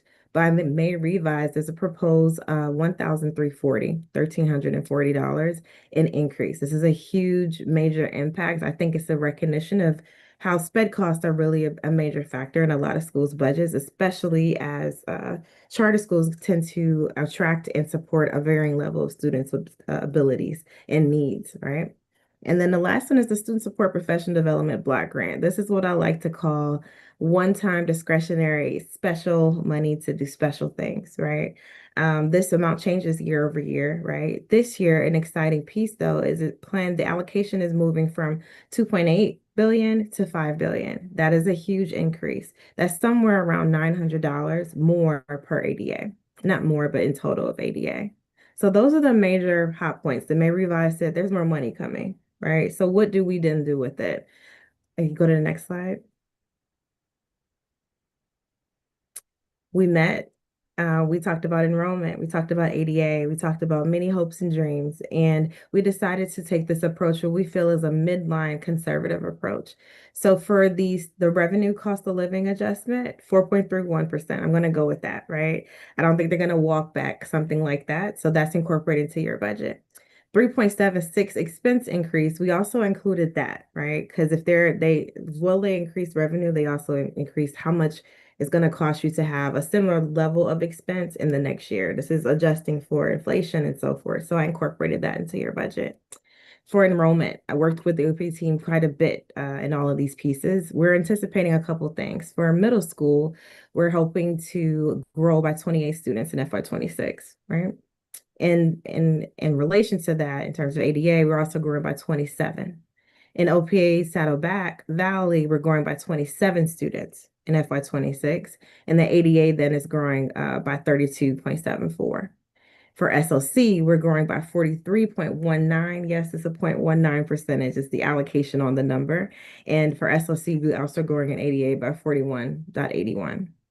So what you're seeing here is for middle school, basically a growth of around 28, OPA about 27 with an ADA of 32 and an SOC of 41. What we did not include was the Student Support Professional Development Funds. These are the fund monies that if they come, this is where it's going to be supportive to a lot of things that we'll talk about in forecasting. I'll be before you every month at board meetings to talk about where we are with enrollment, where we are with ADA, where we are with expenses, and then what then choices can we make, right? So these funds, when they come, when they're guaranteed, when we know exactly the rate, will be something I bring forth to the table and probably will have conversations with your new fiscal person and bring forth to the board recommendations of what we can do with it. But right now, because it's not fully guaranteed, it is not in our budget. And this last piece highlighting how we put together budget together was we developed it with the 25-26 estimated actuals in mind. Because you guys are new to us, it was essential that we understood your actuals from this year, from this point, and understood what then the rest of the school year is going to look like, right? Pending any major shifts or swings, I feel good about our 25-26 estimated actuals, given the inputs that I received from the myriad of OPA staff. Next slide. I'm flowing. Please interrupt me if you have any questions, but I'm just going to keep rolling here. It's small on your screen, but I hope you have something in front of you. What you're seeing is 3 different graphics of OPA Middle School, Saddleback Valley, and South Orange Campus. What the most important element of this slide is that each school is projecting a surplus, right? Of course, in Saddleback Valley and SOC, you see much larger surplus, and you see a very modest surplus in OPA Middle School. We'll talk about how that kind of formed later. Next slide. So with this surplus, we have a surplus, good news, that's in mind. What does that mean for how things have changed year over year? So these 3 little graphics in front of you, we'll start with South Orange Campus, or South Orange County, excuse me. Revenue has gone up by 5.87%, meaning we've increased revenue in many places, including ADA-related revenue sources. And expense has gone up by 8.77%, right? That means we've made some major investments in this year, but I want you to notice that, right? If this was another school in a different situation, I'd be like, oh no, your revenue is increasing further than expense. In the instance of SOC, you're still ending the year with nearly $1 million in the surplus because, their function is allowing them to do so, right? So this is a positive indicator to me that your operations are sustained by your revenue, so much so that you're returning funds. In Saddleback Valley, you see a similar kind of thing. Revenue might have only increased by 2.92%, but expense increased by almost 10%, right? And you're seeing a little under $1 million there in return. OPA Middle School has a different slight scenario. We approached it differently. You had a revenue increase holistically of 2.61%. We've decreased some expenses, right? Because we started to see if we kept expenses at the same level we were doing in FY 25-26, then we might run into issues where we're spending more than our operations. This decrease, I'll talk about a little bit more, but it's primarily in areas that weren't budgeted last year, but we were able to capture this year. So that's the primary source of the decrease. It's more a true up of what the actual expenses are and just making sure we incorporate them in this year. Next slide. So I like to always think about, because I will always approach you with our revenue per ADA, right? So looking across all three, this is a model of the LCFF calculator. It looks exactly like it, but it's our own little version of it. You get about 12,000 per ADA, which is a good hold, right? So you'll see the averages are slightly different across schools, but across all three, you get that 12,153 per ADA. Next slide. And in relation to that, outside of the LCFF, which you know is our major revenue source, is the major source you get from the state in total, when your state sources, your federal sources, your local sources, your other state revenue that is not your primary base grants from your LCFF, what is your total revenue on expense? It's good news here. This is what I like to see, that your revenue average across all three schools is higher than your expense. You have about, 15,000 in revenue on 13,000 of expense. This is why you're having surpluses in all schools and why some schools have higher surpluses than others. Next slide. Lots of words here. I'm going to try to summarize it for us, right? We had a lot of information today. For SOC, right, your revenue is primarily made up of your title sources that are reoccurring every year. Not child nutrition, which is an ADA kind of base piece. Your special education, which we use our prior year rate, right? You heard me mention in the beginning that exciting things are happening in SPED. None of them are finalized. So what we did conservatively, again, is use our prior year rate. Whereas your other state revenue should feel familiar. If it's not, these are the things that reoccur every year. Your state SPED, child nutrition, mandated costs, lottery, ELOP, Prop 28, LRGB. You'll see the student support professional development grant at 0. And then your ARMS, which are other state SPED source. Those are typical amounts. They're modeled after the same inputs of last year, just based on the information that we have. And then your other local revenue is, again, just based on your interest revenue from your bank account and other asset activity. And then the revenue that you raise in relation to supporting your students from the YMCA Orange County and field trip revenue. It's about a similar amount that we had last year. Expense increases are primarily due to salaries and benefits, along with increases we intentionally put in the budget to utilities and insurance. Again, I mentioned a true up. It's not as big as a difference here in SOC, but you'll see in middle school, this section is much bigger, right? But that's where your expense increase is coming from. Your fund balance is ending very strong, right? You're beginning at 10 million and ending at a projected 12 million. Remember, our ending fund balance at FY 26 in our beginning is very interrelated into how we end the fiscal year, but this is our best understanding given how actuals are going. And cash as well is very wrapped up in how end of year closes, but you're projected at 8.6 to start and ending at 10.4 to end. Next slide. Saddleback Valley revenue is the same story, right? There's one thing different from Saddleback Valley than SOC is that you have a retention and recruitment grant at $6,000, which is great. Small impact, but I wanted to just point out a little difference. Again, you'll see the student support professional development at 0. You'll see your title funding, your child nutrition, and your SPED at rates that previous year are equivalent to the previous year. You'll also see your interest revenue and, at SOC seem to raise a little bit more in relation to your YMCA of Orange County. There's some revenue in there for people, parents sending money for Chromebook repair, school fundraising, and field trips, right? Slightly bit more. It's about 13,000 more. That's included. And again, the expense increases here are due to utilities and insurance increases that we put in intentionally, given what we understand about those costs now. Fund balance is strong again, projected to start at 7.3 million and end at 8.3. And then cash again is beginning at 6.3 and ending at 7 million. Next slide. Middle school, the story is similar but not the same, right? So you'll see those prior year rates assigned for SPED. You'll see your title. You'll see your child nutrition. You'll see student support professional development at 0. You'll see a very similar amount when it comes to interest and your field trip revenue, but expense is where the story gets a little different. We've decreased here by 1.65, primarily due to reductions in books and supplies and the removal of what was a one-time thing this year, which is the moving expenses, right? There were major investments in moving expenses. We've done some work with OPA to identify capital-related changes that we can, capitalize over time, but we removed a lot of those expenses because we don't need to model next year what was only a one-time expense in this year, right? So we moved that. For moving and relocation, we did increase expenses at the same time for SPED, given the increase of SPED costs that we saw. It wasn't necessarily modeled in budget last year at the actual weight of what's happening this year. So that's been modeled.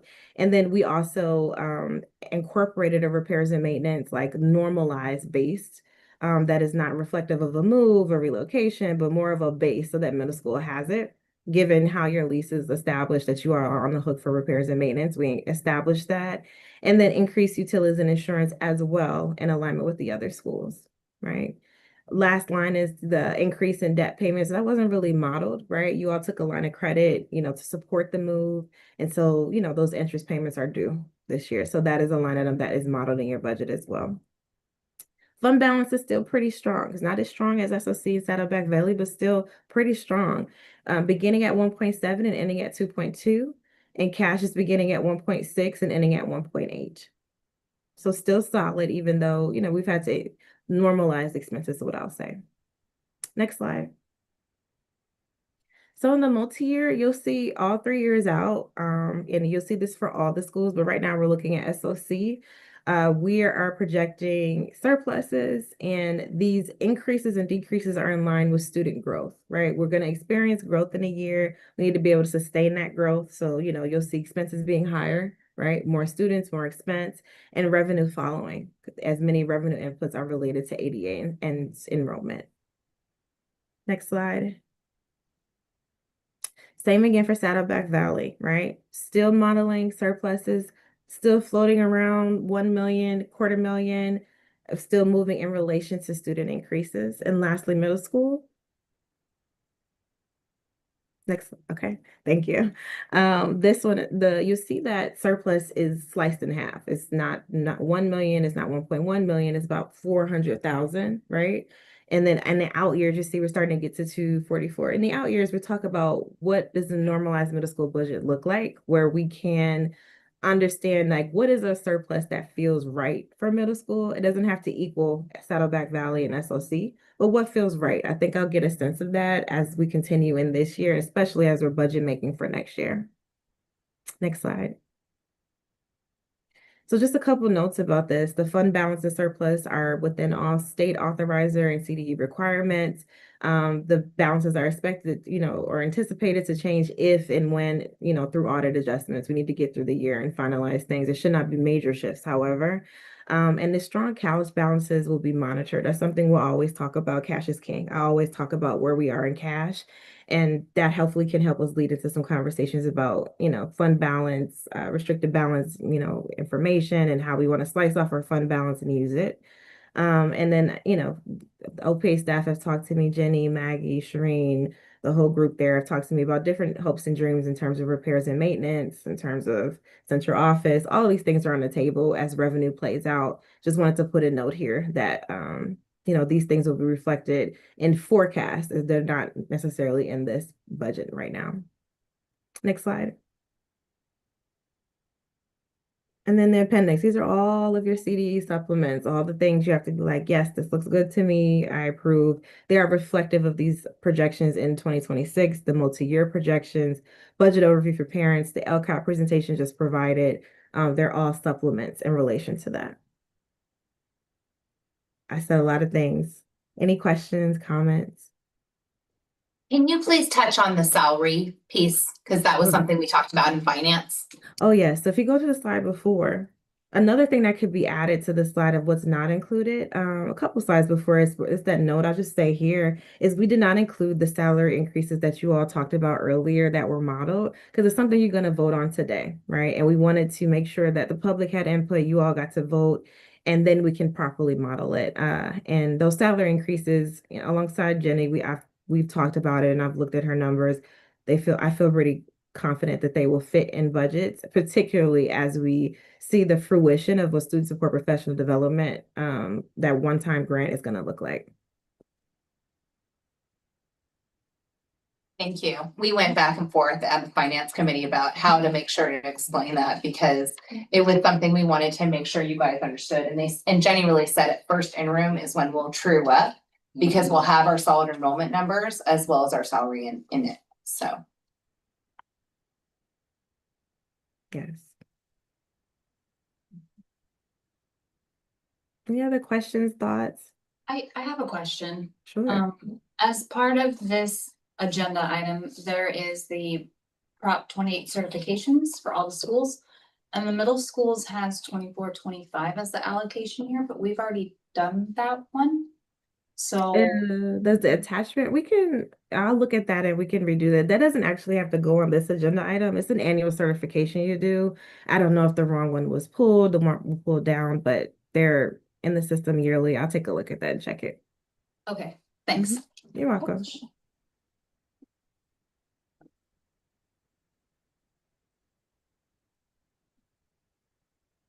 Any other things? Does that impact the public hearing piece? No. Next board meeting. Mhm. Well, the next board meeting. Right. But they probably just attached them. The Prop 28 certification basically is the school certifying that we're going to follow the rules as set before for the CDE regarding Prop 28 funding, right? So we can do that now. We can move it to the next one because we have an error in which year we're looking at, whatever feels right. And what I'm trying to identify is if the error impacts our ability to have the public hearing. For props, I would say absolutely not. Prop 28 certification doesn't actually even have to happen this meeting.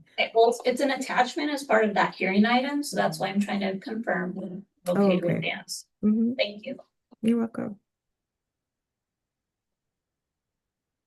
Interesting. Oh, I'll just say, thank you as well. We, two of us saw this and had thorough discussion in finance committee. And I really appreciate just the various perspectives and expertise that are now informing this process.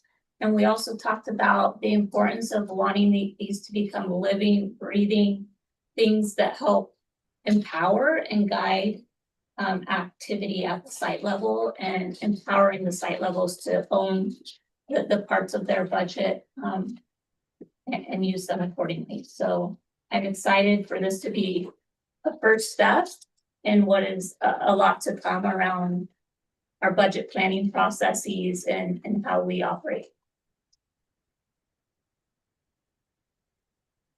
Any other comments or questions? Just like to say thank you to Charter Impact as well as Jenny. So it really takes a team effort. So thank everybody for their effort in it. All right, we will move to E. After Pennsylvania Academy Board Policy Updates first read. And I'll turn it over to Dr. Inman, and then I have a comment. Okay, thank you, Dr. Smith. This is a very large number of board policies that we brought forward. And I realize it was very, very time consuming, but that said, staff has reviewed them and we'll be asking for your approval. I'm sorry, this is first read and we'll be bringing them based on your input tonight. We'll be bringing them back on the 25th for approval unless we need to pull those items and continue to work on them moving into July. So my comment is related to process. Just so my board mates are aware, I have comments and questions on every single one of these. I assume you may have similar So just thinking through the timing and the remaining items on the agenda, wanting to honor if any of these need to come back for second read. And our next meeting should be ready for July 1 versus any that could maybe wait and come back in July. To maybe spread out the lot a little bit. But it's a proposal, something to consider. I agree with you, but I think that cell phones needs to happen by July 1st. Yes, that's the main one that needs to be. None of the others need to be July 1st, and maybe we could, if you want to do a few more tonight, I'm not saying only do the one then, but. I know the preference and. If I can make a suggestion, cell phones definitely needs to be reviewed tonight. We definitely have time to make any revisions and can discuss and finalize the next board meeting. I would suggest giving input on the AI policy. We would like to implement that, but there's not a deadline. It would just be nice to have in place prior to the start of the next school year. And then the last one would be the English learner policy. We are typically needing to update that, and it's been a while since it's been updated in OPA. But also there is no deadline for that.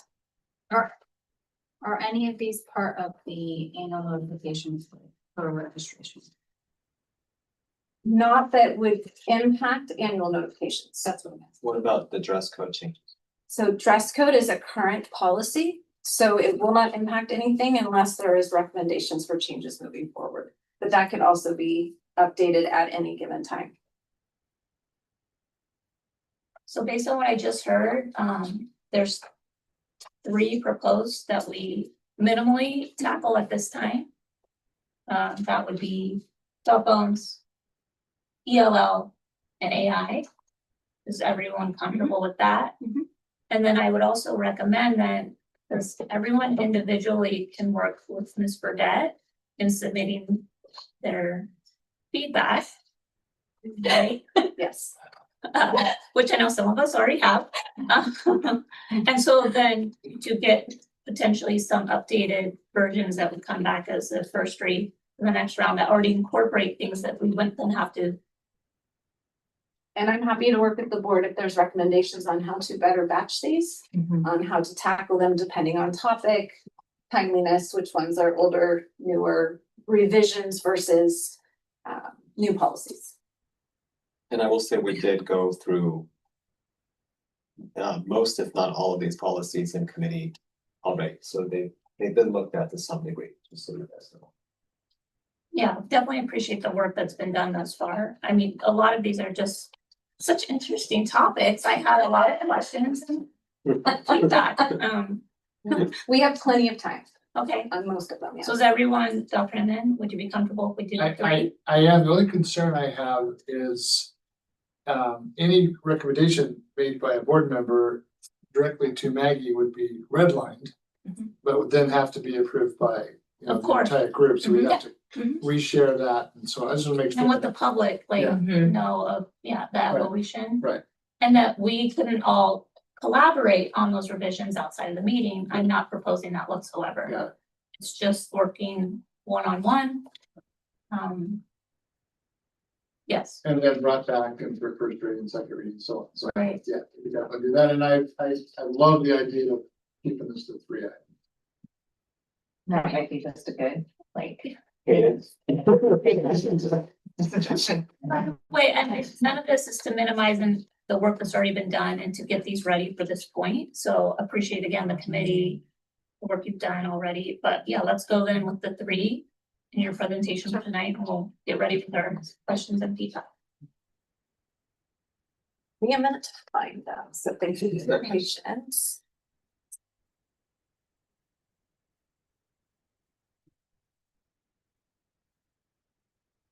I'd like to start with the cell phone policy since this is the most urgent. So again, this is a new policy for cell phones. And it is a policy required by Assembly Bill 3216 to be adopted by July 1 of 2026. And it's looking at expectations for student possession and use of personal electronic devices. And I want to point out that although we don't have a current board policy regarding these devices, and there's continually evolving new devices coming out, we do have certain rules in place that are in direct alignment with the proposal for this policy. Would you like comments now? Or you? How would you like me to proceed? Would you like me to pause per policy? Yeah, or we should probably just do it that way. Mhm. A little better. So open up for questions, comments. I guess my one comment would be across the board, and I'm sure this is the same thing Amy said. They all have differing formats. They have differing font sizes. They have a variable mix of using charter school instead of OPA or OPA instead of charter school. It would be great if they aligned. If they aligned and had the footers all the same with our correct school name and the policy, just in general alignment. Otherwise, this policy is great. I appreciate the work. I know that other staff members made comments on it, so thank you for that. So if I may, the catch 22 on that is we don't get them that. This is how we get them. So, and again, I totally respect what you're saying, but to go to the work to make the changes and then go back and change. Find and replace charter school and put OPA. Back to the word, but inevitably would all go in, as you said, it's just the process. Piece. So does that sound Yes. right, Meg? Yes, we try to catch all of it for the first read, and some of the volume was large, but yeah, some of them are so different. We need to do some control finds. But the goal would be if they're being brought back for a second read for potential action, then we would make sure that is your clean version so that any further edits could be caught at that time before they're board approved. Excellent. And some of these, we run through our attorneys. And the way we get them back from our attorneys is inconsistent. Right, it's Frankenstein. Correct, so Yeah. which makes it very difficult on staff, so we'll continue to do the best we can on Yeah. that. No, But I I think the appreciate it. idea of keeping it a little more limited on will also help in the process. I have something. So a lot of schools have a place that they put them to make it easier, whether, and they actually have put it in their policy, whether it's a cubby, a backpack. So they know that is like the default of where the item is supposed to be. So there's absolutely no question on what is expected. Some schools have it when they come into the classroom, they have little cubbies and they put all their phones in the cubbies and every kid gets a signed cubby, or they put it where they put in their backpack. I think that OPA needs to have that. So it's really clear because it says you're not supposed, you cannot use them, but where do you put them? And so that was one of my biggest takeaways from it. Well, I had a comment related to that, so maybe I'll jump in on it now. So what this says is that they'll be surrendered to the front office in all circumstances. So that felt operationally very specific and not doable in some instances when that first found, right? So I wanted to propose language that said, if someone's been found to be in violation, they have their phone confiscated by the employee, and those devices shall be secured in accordance with administrative procedures established by the executive director or designee. And I sent you that language, but to me, make it a little broader, so operationally it's easier to enforce, given the different circumstances that might come up where you're finding the phone. And when this came up in governance, there was a potential that the governor was gonna change the access to the phones when they were not turned on. And do you know if that happened? I haven't received any guidance on that topic yet. But the understanding is that operationally, this is how it works right now, correct? Yes. Well, they're kept in their backpacks. Well, I mean, that's what, Yeah. Do we have a lot of phones that get surrendered? Cause they're out?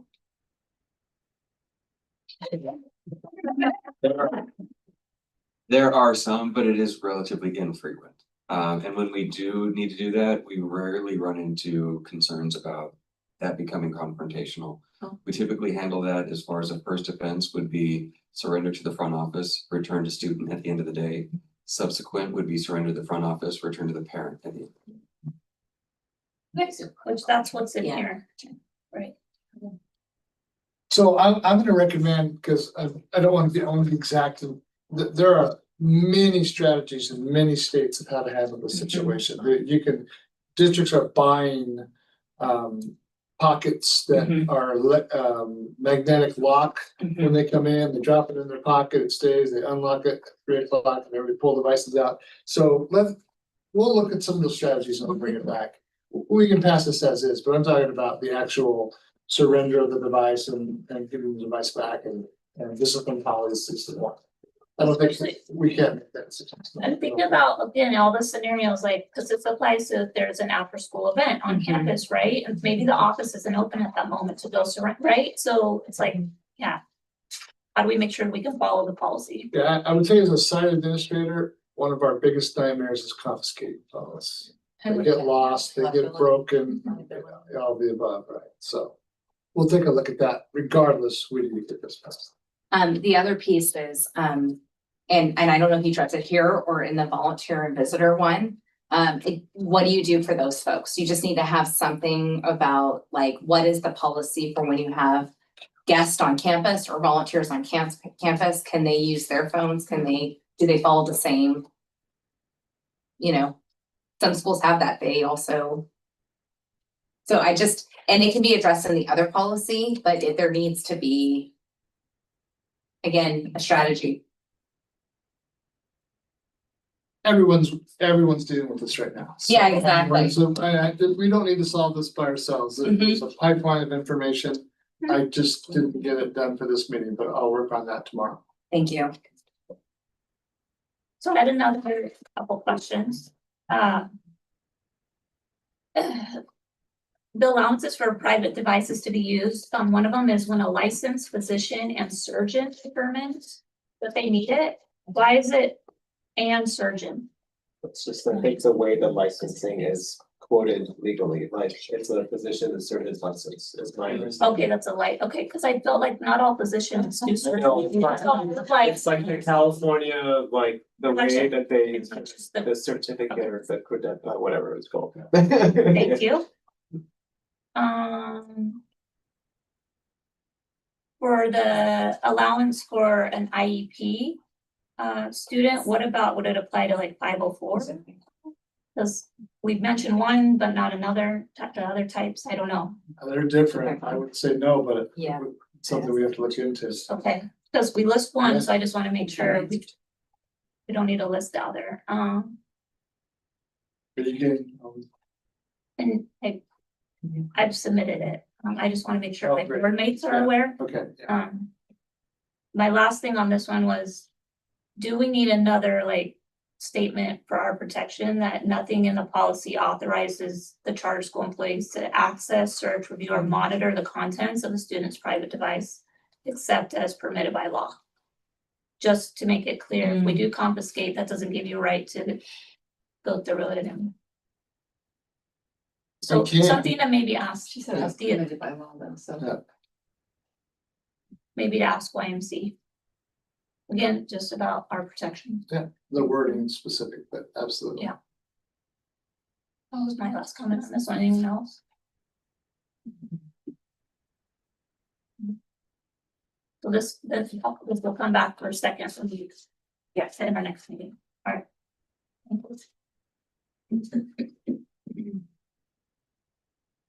So I'm just looking, theoretically, we'll have 3 seconds and 3 firsts. Second to get that. Okay, so the next one that we'd like to review is our artificial intelligence use policy.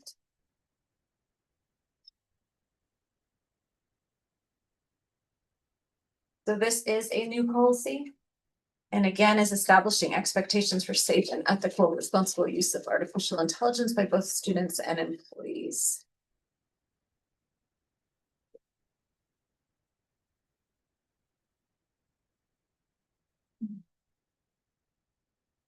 Any thoughts? I have one, really, it's just around, what's gonna be allowed on OPA computers when it comes to AI. Because right now, some things, like when you get an OPA device, it has certain things that are blocked and certain things are not. So my question is are you gonna allow AI websites, ChatGPT, like those different things? Because it doesn't really speak to that one way or another. It says they can use tools in the classroom under teacher guidance and they're prohibited, but it doesn't say what about their devices. Again, we can't answer that at this I point. get it, I'm just So, raising no, the no, question, I understand 'cause- that we have to do some research. Yeah. Or maybe I'll. Jonathan, still pick his brain for 24 hours, but that's something we're gonna have to research and find out. Again, everyone's in the same boat. yeah. So it's not, we need to reinvent the wheel. Those are great questions. We just gotta go out there and see what everyone else is doing. Well, and I would say that for both the students as well as the staff, right? Because this policy addresses both, and that's a topic that like you said, Chuck, everybody is trying to address. And so where is OPA gonna be in that line? I mean, there's so many things that on OPA computers you can't have that are these things that they won't be allowed or will be allowed. And a lot of it be trial and error. Yeah. We have to work through it, but better to be conservative. So I had some suggestions about potentially bolstering the language of the definition of the personally identifiable information. Just because the examples listed were all more direct identifiers, and that's one about indirect identifiers, making sure we cover our bases if we're gonna give examples. And then the other one I wondered about says students are prohibited from entering the personal information about themselves or others into any AI system. I wondered if this is too restrictive in practicality. If OPA adopts a FERPA compliant AI tool, I could see there being assignments where they might potentially be asked to enter something. So I know you might not have an answer in this moment, but it's something I'd like to think about in terms of operationally. Will that work to say they can't into any AI system?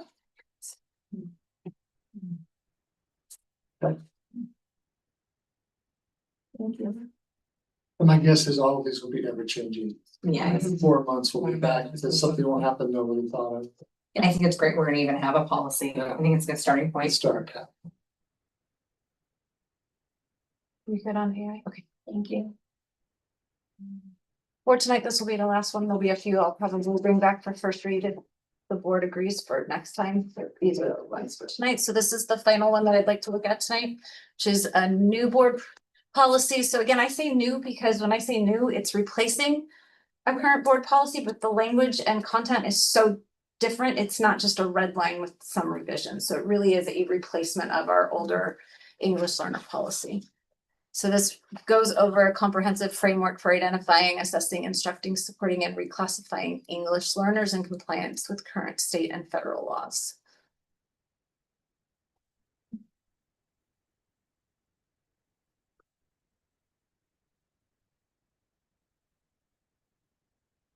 You know, I have a question somewhere. I'm looking for it. If anyone else has something, please go. I didn't have anything on this one. No one said that question.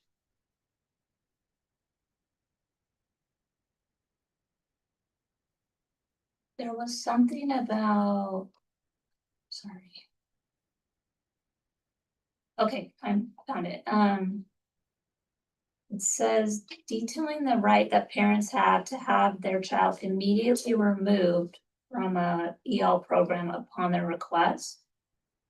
And I just wondered about, do we need to say something about, even if they want removal, one, is it practically like doable to say immediately? Like they show up to school and say, get my kid out of that program at this moment. Can we do that? I don't know. So I wondered about the word immediate. And then also making sure it's clear that just because they remove them from a program or service, it doesn't change the designation, right? Correct. They might still be required to take assessments. Is that correct? Correct. Okay, and then they also might need language supports necessary to access curriculum. You're not getting that last button. They might also need language supports to access curriculum. Of course. So again, this makes it feel like a parent could just have them removed from everything, and I'm not sure if that's truly the case, so we might want to be clear. Yes, and I'll loop back again, but we had a very strong discussion on that because the language presented from YMC that they're not being removed from the designation of an English learner, but they can opt out of an ELD services. So the recommendation from YMC was to leave this language as placed, but I can look back on some of those questions as well. And I defer to you all as the experts and knowing what it needs to look like. It just made me wonder, like, being ignorant to the details of it all, just specifying, it kind of leads me to believe like, oh, I could pull them out of everything, right? And part of that is our parent education. When we're speaking to parents and they're questioning this, we sit down, we inform them, we educate them. But yeah, some of the wording in here, we went round and round in terms of the appropriate terms, and it came back to the legal recommendations for this terminology. And okay, I have one more. My computer's delayed bringing up my comments. It's related to, once a student was gonna be reclassified. Oh, here it is. So the reclassification, redestination, recouped any academic deficits which may have incurred in other areas of the core curriculum as a result of language barriers. And we list that as a requirement to getting redesignated. And so I'm wondering, like, does that recoup have to happen before they get reclassified or redesignated, or could it occur after? Because otherwise I'd hate to make someone wait, right, to get it while they're trying to recoup academic deficits if they've proven their.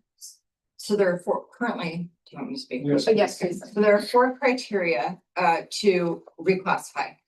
The top and really only actual hard, stop is the 4. They have to get a 4 on the OPA. The other three criteria are like a diagnostic score, grades, and then parent input. So we control that criteria. We also monitor students for 4 years after they reclassify. So we can always, so I'll say to a parent, like I have a parent right now who isn't interested in having their student reclassified out of the program. And so wants them to continue to receive services. We can still provide services, even if they aren't in the program. When we're OPA, we have a lot of support that we can provide. So that being said, I also defer to this parent, like what's going on with the student. So we get, sort of personal there, but I do think that the deficits, the state of California is changing this. Also, they're currently in the process of changing this. They want to eliminate all the criteria and just go for the one getting a 4 on the LPAC, because what they're finding is students, it's harder to graduate from out of an LPAC or out of ELD than it is to graduate from high school. So it's so much harder. And so shouldn't we make it easier for students to leave this program if they are fluent enough?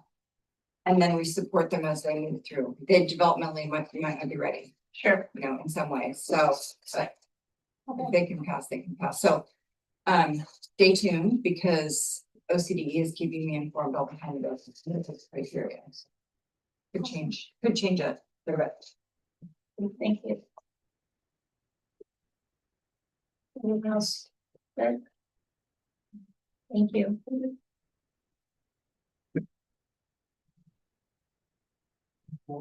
Thanks.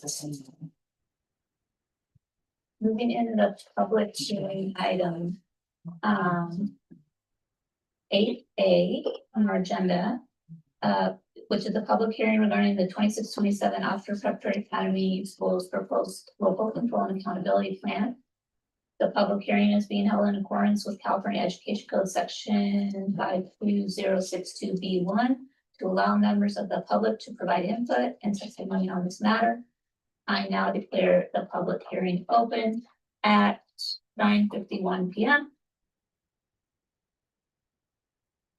I'll now turn the floor over to Dr. Hinman to introduce the item.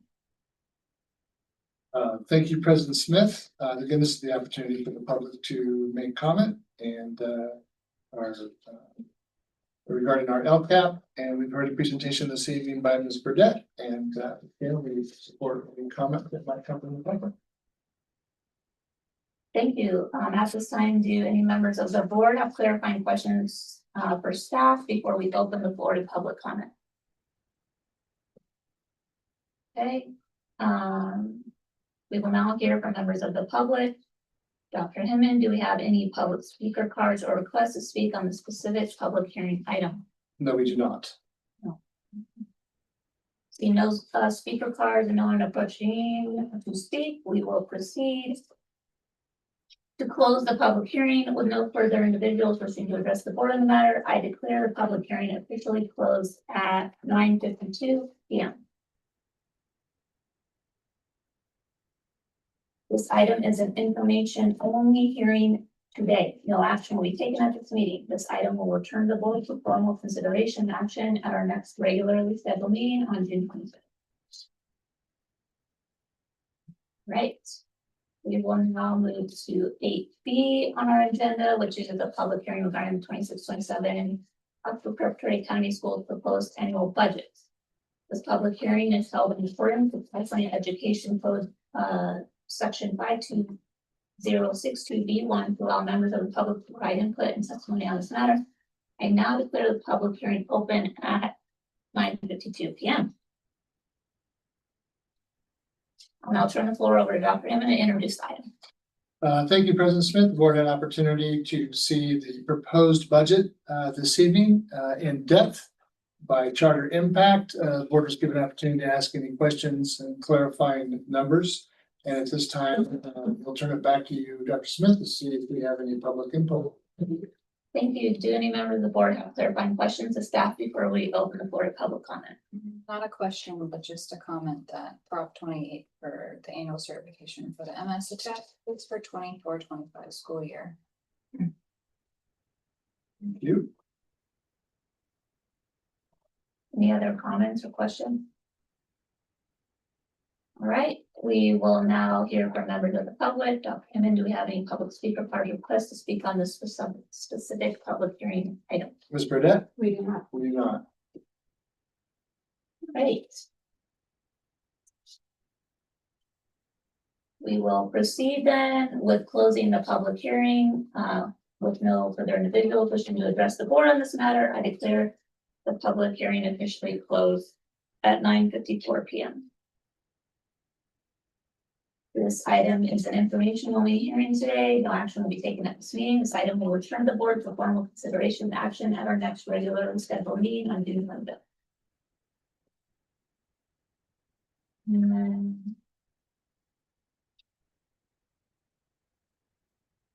That's it, right, for public hearings? It is. Thank you. On to the agenda.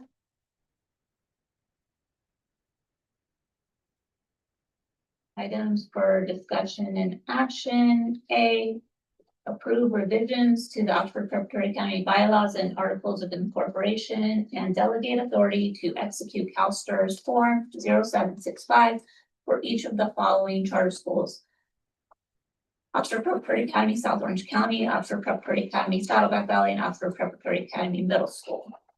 Dr. Hinman, I'll turn it over to you. Thank you, Dr. Smith. We'll be asking for approval of the revised OPA bylaws after Dr. Smith gives us a brief overview about the new STRS regulations. The bottom line is CalSTRS has basically tightened up the requirements for charter schools in order for charter schools to enable their employees to receive CalSTRS benefits. And there are certain criteria that we have to meet in order to show, for example, we have to put salary schedules on the website. We have to show that we have contracts or paperwork for employees. The thing that's before you tonight that's critical is that the bylaws are amended to show that in case of dissolution, which we hope will never happen, of that charter, that the assets would then be transferred to the state or to a state entity. And so the bylaws, which were redlined by YMC to ensure that they complied with CalSTRS regulations in order to ensure employees can still receive CalSTRS benefits. It's just a small modification, and it allows OPA to meet all of the requirements that have been put in place by CalSTRS. All right, so with that, may I get a motion and a second to approve action item A? I make a motion. I'll second. Any comments or questions? I just like to request that we get it redlined for this stuff, because it's hard for us to really like see. Okay, yeah, it was supposed to be attached as. Yeah, that's honestly the big challenge, because I knew it was changed, but it was really hard. I tried to look at them side by side and yeah, we checked it. Yeah. Thank you, yeah. Question, if we amend this, does that affect our charters? Do we need to send that to our authorizers, and what is that process? I did send the draft to them. And OCD already confirmed that it does not equate to a material revision, so it'll be fine. Capo, they have not confirmed it, but asked that, I gave them the red line version also, that after the board meeting, that I follow up with them. So OCD is fine. I'm sure Capo will be fine too, since OCD is fine. Great, thank you. Any other comments or questions? All right, we'll move to vote. All in favor, please say aye. Aye. Those? Abstention? Motion carries. All right, we already did B and C. So the approval of resolution number 202601 of authorized signatories for Commerce West Bank. I'll turn it forward up to Dr. Himmon. Thank you, Dr. Smith. This continues to change, but it's also most important that we have the authorized signatories on this account. In this particular case, it would be yourself and myself. And this is a resolution. We're asking for approval. Here's a roll call. All right, thank you, Dr. Himmon. At this time, I'll open the floor to public comment on this item. Do we have any public speaker cards or digital requests to speak on the item? For that? No. No, we do not. All right. I'll close the public comment on this item.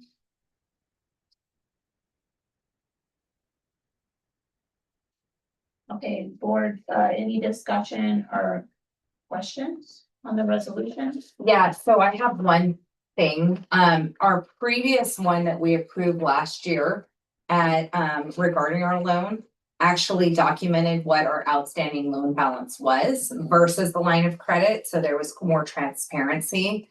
And I would just like to request that we ensure that that is done again, and that we, I know this is more for the signature stuff, but at the same time, it is not supposed to be that the signatures access the 2 million. They only really access the loan. Correct. Or the approved loan amount. Right. And so that would be my biggest. Where would you like that placed? Can be done under this, I mean, to me, it can be, there is another line item that also kind of addresses it, that was in consent, so we can do it in that one or this. I just want to make sure that it's covered, that even though we have an entire loan for 2 million, we really are only focused on 600,000 of it. Right. And it's actually less than that. Yeah. Okay, we will get that added to this, or to the, at least one of these financial lines.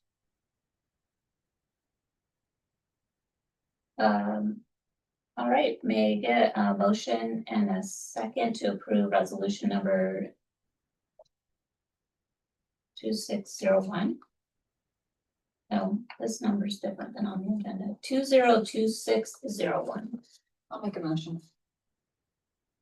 And a second. I'll second. Thank you. We have to do an individual roll call vote. So member Freiler, Aye.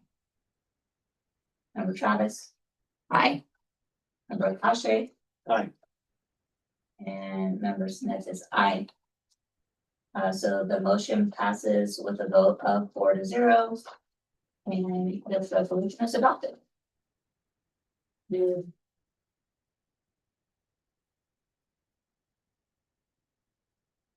Okay, here's a super controversial item. Approval of Oxford Curry County Board member renewal. May I get a motion and a second to approve the renewal of Elizabeth Pryler to serve a second term as board member from July 1, 2026 through June 30th, 2000. Our motion. I'll second. You just. Everyone wants a motion.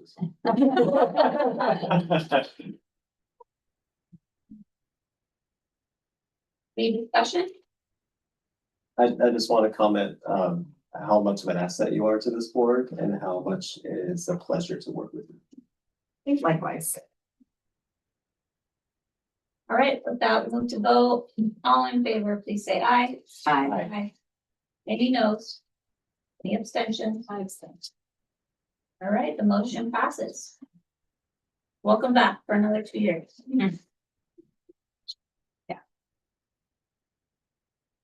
Okay, items for consent, items listed under consent are voted on by the board in one motion and one vote. There's no discussion of these items prior to the vote unless a member of the board or staff requests specific items be pulled from consent. Before making a motion, would any member like to pull an item from the consent calendar? I'd like to pull C1. Right, one, I'd like to pull B5. A1 for me. two, five. One.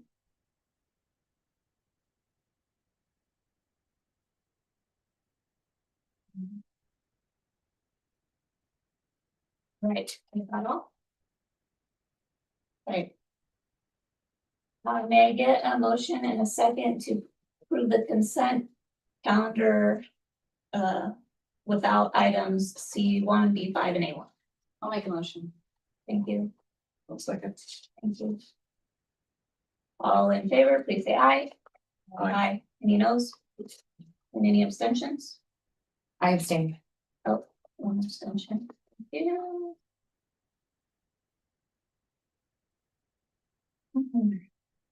All right, so then. Start with item B or A1, approval of minutes, regular meeting, May 21st, 2026. May I get a motion and a second? All motion. I'll second. Thank you. All right, discussion? So I had already emailed about this, but the attachment online still doesn't show the changes, so I just wanted to make a motion to approve this with the following changes. There's no votes recorded for item B16. And also in member Travis's board report, it says that I attended the finance meeting, which I didn't. And I think those are the two changes, because I'm not on that committee.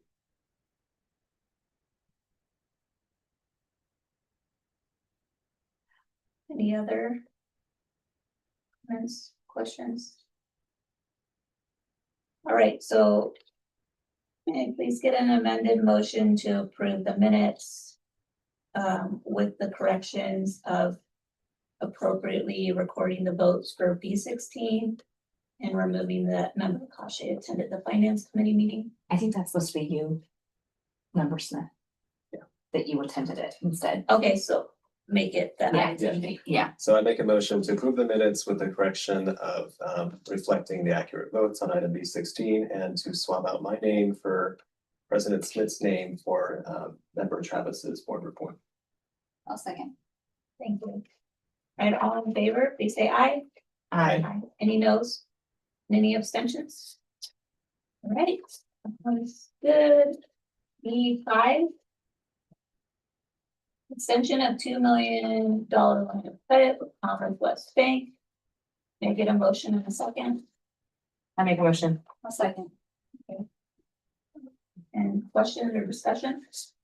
I'd like to amend the motion to read that OPA Middle School will approve the continuation of the 2 million line of credit with an outstanding loan balance of, I think it's under 600, correct? I don't have. it in front of me. Okay, I couldn't tell you. well, with the accurate loan The amount, accurate, yes. that will be matured on June 30th, 2027. Is there any other comment or question before the motion's amended? And then all the other terms remain the same and a processing fee of the 17. Yes. Yeah. Okay, do you mind amending your motion with that language again? Okay, so I do amend my motion with that language, that revised language. Do you need to say it I again? think you should Okay, probably say this. OPA Middle School will approve a continuation of a 2 million line of credit and an outstanding loan balance amount with the correct amount inserted to be matured on June 30th, 2027. All terms remain the same and a processing fee of 1707 will be applied. Member Fryler, do you second that? Yes. motion? All right. All in favor, please say aye. Aye. Aye. Any noes? And any abstentions? All right. That's good. And then item C1, the 26-27 consolidated applications for federal funding. Let me get a motion in a second. I'll motion. I'll second. All right, questions or comments? Okay, I have a question. On these, there are some unspent funds. How come we did not spend all of the funds? So these are based on a snapshot in time of our general ledger, so we still have time to go through and identify different expenditures that could be applied to Title I, any of the unspent funds. So that will be revised and it can be resubmitted in the future. Okay, and then on SOCs, on the 25-26 Title II, the allocation dollar amount is less than the total expenditures. Is that a normal occurrence? So that's the same situation. It's based on current ledger input. So what they will be doing is going through as they're finalizing and closing out this year's financials, and they will identify any ones that were over identified for those titles and then apply them to general funds. Okay, I would recommend looking at that number specifically because it's coincidentally the exact same number as middle school and might be just a copy and paste error.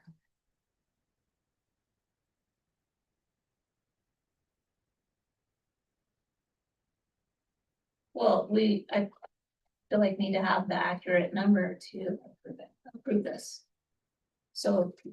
Well, it's not, they were accurate at the time of the snapshot, but it's a flowing document. Well, I understand that point, but I'm hearing there to be a copy and paste error. But if you guys say that's not the case, then We would have to go back to Charter Impact to verify the numbers. The statement from them was that these are what they pulled from general ledger, but we can go back and double check that, especially with that dollar amount. Is there, it's a timeline. can we pull the item or does it have to be approved tonight? Can we approve two of them? Because it's only one that's an issue. We can pull it. We still have time. Yeah, I'd rather just pull it all, let it come back. If that's okay, President Smith. That's what you would like to do. That's what Let's I'd do like. that. Okay.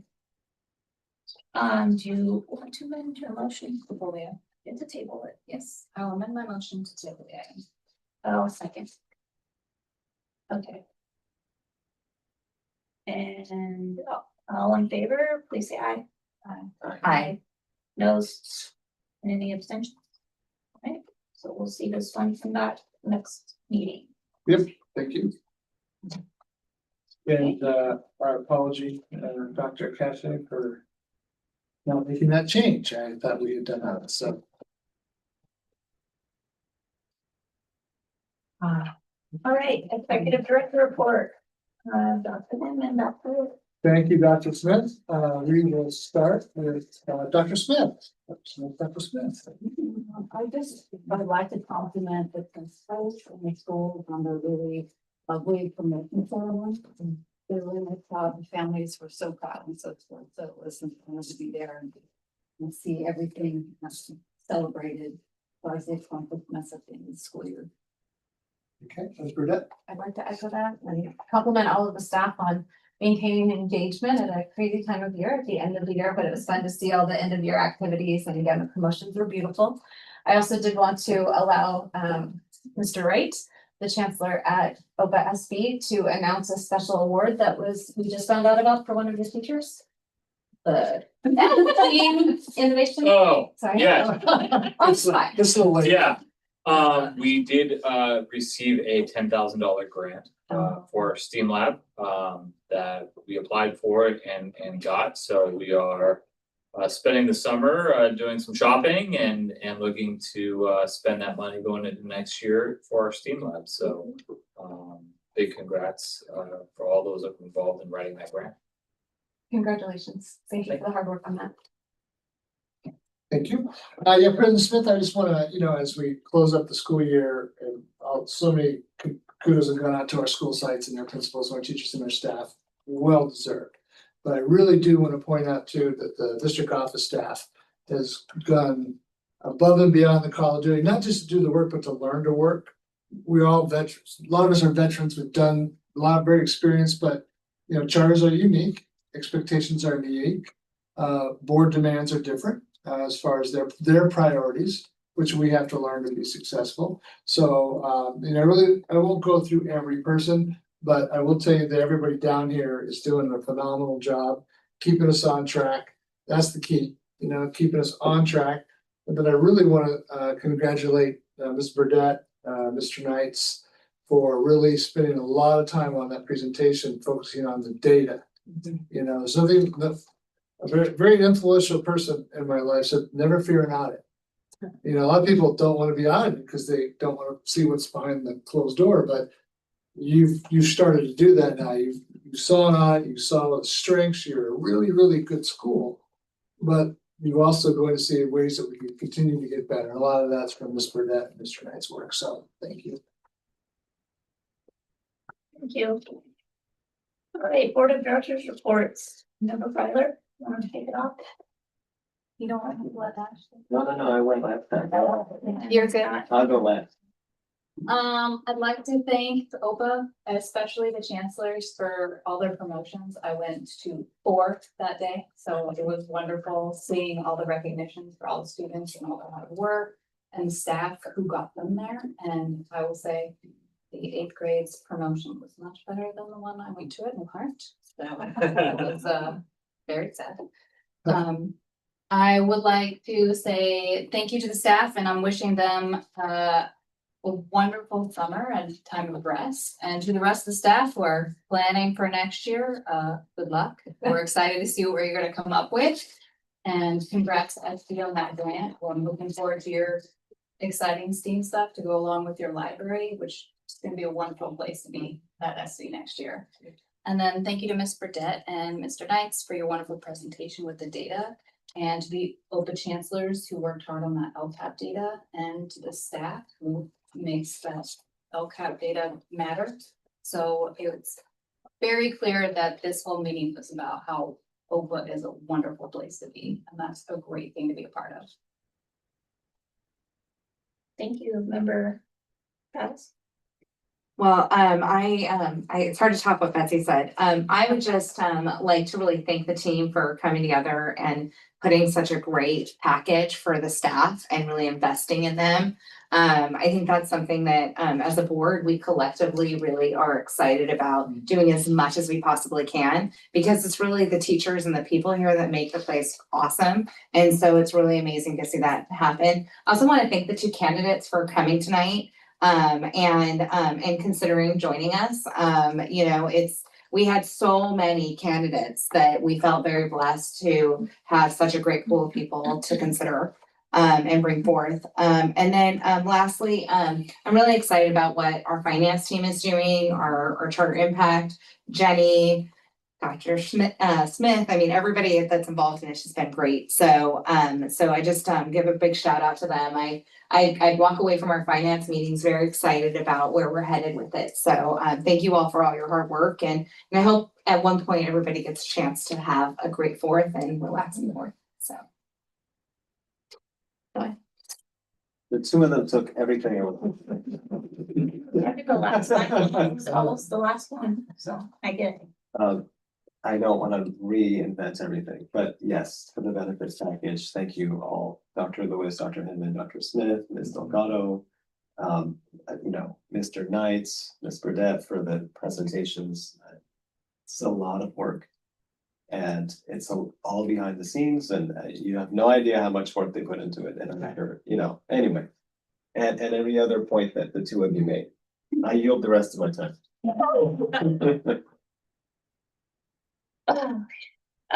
So to add to the things, but differentiate just a little bit, I wanna recognize, I've noticed, I feel like our social media game Oh, yeah. has leveled up some, and I don't know if that's a great thing for Mr. Rec team, because I'm saying, hey, look, I'm seeing this happen at SB. We can have an SOC. So, anyway, I believe we set up a structure that encourages social media use in a different way and more of it. So I'm really excited to see that coming to fruition. And thank you to all those team members working on that. I also attended the SB ribbon cutting and SOC field day. So I want to give another thank you to our honor societies at all 3 sites for all the work that they've done throughout the year to support our students and in so many different ways. I participated in the 8th grade capstone interviews, and that was such an honor to spend time in that way with our students, as well as just see that example of a culmination of work that has occurred over many years and all the heart and soul that's gone into that to get a student to that point. Very impressive. And so I was grateful to be able to participate. The promotions were all 3 were fantastic. I echo the thanks to anyone who's willing to come serve at OPA, whether on the board or otherwise. And yes, let's have a productive but also restful, re-energizing summer. And with that, no rest for us. We are reconvening to closed session at 10:18 p.m.